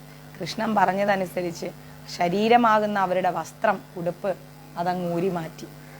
അതാണ് അവിടെ സംഭവിച്ചത്. അല്ലാതെ അവിടെ മരണം സംഭവിച്ചിട്ടില്ല. അർജുനൻ കുരുക്ഷേത്രത്തിൽ യുദ്ധം ചെയ്യുമ്പോഴും യഥാർത്ഥത്തിൽ യുദ്ധം ചെയ്യുകയായിരുന്നില്ല. പിന്നെന്താണ്? അദ്ദേഹം തികഞ്ഞ കൃഷ്ണാവബോധത്തോടെ കൃഷ്ണൻ എന്ത് പറഞ്ഞോ അതനുസരിക്കുകയാണ് ചെയ്തത്. രാവിലെ വന്ന് പോയതാണ്, പിന്നെയും വന്നിരിക്കണുണ്ടല്ലേ? വണക്കം, good morning sir. Good morning. അപ്പോൾ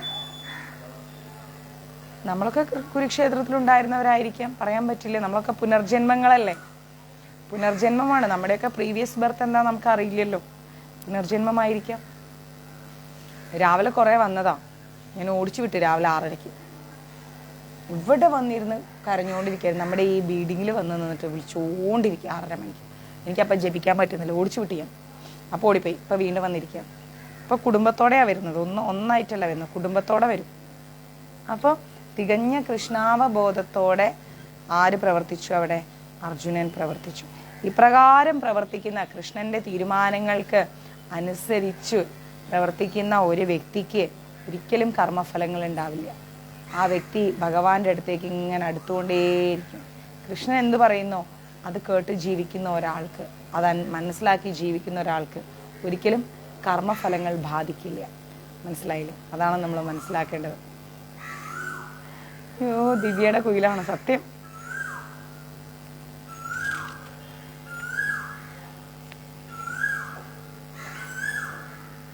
അപ്പോൾ നമ്മുടെ 8ാമത്തെ ശ്ലോകം അല്ല 7ാമത്തെ ശ്ലോകം കഴിഞ്ഞു.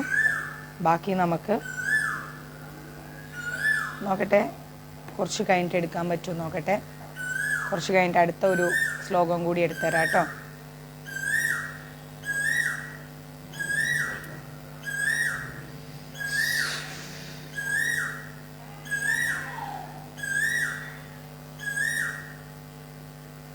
പോവില്ല, അതിനനുസരണയില്ല, അത് പോവേയില്ല. അത് ഗീത പറയാൻ വന്നിരുന്ന അത് ഓടി വരും, അതിൻ്റെ സ്വഭാവത. അപ്പോൾ ഇപ്പോൾ ഞാൻ ഈ ശ്ലോകം നിർത്തുകയാണ്. കുറച്ച് കഴിഞ്ഞിട്ട് നമുക്ക് വീണ്ടും ഒരു ശ്ലോകം കൂടി എടുക്കാം. ഞാൻ ഒന്ന് പോയിട്ട് ഭഗവാന് നേദ്യവും കാര്യങ്ങളൊക്കെ കൊടുക്കട്ടെ, പൂജയൊക്കെ ചെയ്യട്ടെ, എന്നിട്ട് വീണ്ടും അടുത്ത ശ്ലോകത്തിലേക്ക് വരാം കേട്ടോ. അതുവരെ നിങ്ങളെല്ലാവരും പോയി ബ്രേക്ക്ഫാസ്റ്റ് കഴിക്കുക, കുളിക്കുക, കുളിക്കാത്തവരുണ്ടെങ്കിൽ കുളിക്കുക, ബ്രേക്ക്ഫാസ്റ്റ് കഴിക്കുക, അങ്ങനെയുള്ള കാര്യങ്ങളൊക്കെ ചെയ്യുക. മാക്സിമം ലൈവ് ഷെയർ ചെയ്യണം കേട്ടോ. എത്രത്തോളം ഷെയർ ചെയ്യാൻ പറ്റുക അത്രത്തോളം ഷെയർ ചെയ്യണം. ഓഹോ, കുയിൽനാഥം എത്ര സുന്ദരമാണ്, അത് കേൾക്കാൻ കഴിയാത്തവരോട് ചോദിക്കണം. ആഹാ, എന്താണ് സമാധിയെക്കുറിച്ചൊക്കെ നമ്മൾ എടുത്തല്ലോ ക്ലാസ്. അതൊക്കെ ഓൾറെഡി നേരത്തെയുള്ള ചാപ്റ്റേഴ്സിൽ പോയിട്ടുണ്ട് മാതാജി. നമ്മുടെ മുമ്പത്തെ ഗീതാ ക്ലാസ്സുകളൊക്കെ ഒന്ന് കേട്ടാൽ മതി കേട്ടോ. ഞാൻ കിച്ചുവിന് പോയിട്ട് പൂജയും കാര്യങ്ങളൊക്കെ ചെയ്ത് കൊടുക്കട്ടെ. ഒരു കഷ്ണം പിട്ടുണ്ടാക്കി കൊടുക്കട്ടെ കിച്ചുവിന്, പിട്ടും പഴവും. അപ്പം അതുവരേക്കും ചെറിയ ബ്രേക്ക്. ഹരേ കൃഷ്ണ.